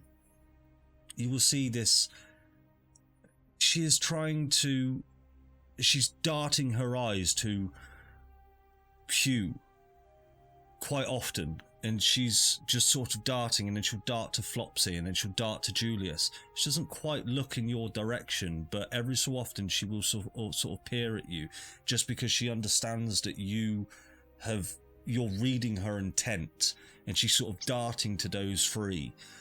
And it's kind of, yeah, you very much get the sense that she is trying to warn you of something. She's trying to tell you a story. And that will be that. And as you guys Before we get pulled out into the tree, I want to shout to her. not in the hopes that she perhaps doesn't realise. I'm going to presume that she probably wouldn't know, because otherwise she would have tried to get to them. They're still alive. The Shadow Realm, or whatever the fuck we're calling it, and that will be my last. Okay, cool. Oh, that's cool. Well done. She won't react in that way, but above the table, Vicky, she will react to that. You've done good. And you guys will be consumed into the roots, and your vision will go black. Until you all get your vision back for just a second. And you will be at the foot of a tree in black and white. Your whole surroundings are in black and white, just sort of encompassed in this fog. Flopsy, this is very natural to you. I'll show you this picture in a moment, don't you worry. And it's almost like you are in the ethereal realm, Flopsy. You will see this tree in front of you that's sort of growing out of these autumn pastures, and there's autumn sort of leaves coming down, but you can't quite tell it's autumn because of the black and white nature. And I'll take you to here. And Lugus, you'll recognise this as your home. And that is where we will end our session, at the foot of Lugus Brushtail's home. Did we all have fun? Hooray! That got hairy real quick. Yeah. Exciting. Well, That we could discuss things, and I can sort of tell you little bits and bats and stuff, but let's give everybody a wave. And Vicky's mum especially. Hope you're feeling better, Vicky's mum. Bye, Vicky's mum. Is she Bye, feeling Mum. better, Vicky's mum? Everyone needs to know. She's feeling a lot better. She's getting very antsy about being constantly in the house. She needs to keep getting out, so... Amazing. Well, see you all next time, and it's going to get real hairy from now on. I'm going to stop pulling my punches and beat the shit out of them. See you later. Bye-bye.